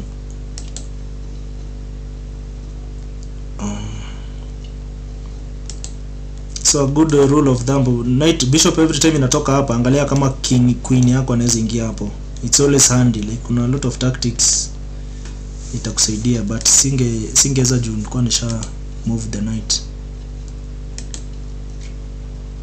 Again hii anataka ku trade, so unaona this moving this rook ni kama it was forced. So once ume control the center, inasema ningeenda immediately for this, but niliona nikia juu ukikuja hivi bado si atachukua and then uchukue na check. Niliona hii actually the first time, but sasa nikaona atachukua because tutaenda tutakuwa tuna bishop advantage anyway, nika retreat. So aka attack, so pia but hiyo already ilikuwa nisha decide because hapa kuna tactics. Unaona once amechukua this, nakwambia every time bishop inasonga either queen ama huyu bishop kama fianchetto inakuwa weakness, nika haku notice. So after amechukua you take again, hapa is best response ni angebakisha queen ndio nisichukue, but sasa akaendelea akatry ku grab hiyo extra nini. So unaona na hata vile evaluation inapanda plus 4.2, so plus 4.2 already inakupea very good advantage again. So hii idea ya checkmate ina work, but in this instance like pieces zake ziko coordinated, ameacha this hanging this, so kile angejaribu maybe ni kumove this knight hivi, unaona this hapa angetry maybe kumove a knight anipea a knight a save, but anyway it was lost hapa. Sasa once umeblock hiyo, so hapa so again hapa process ya me could decide to block this way.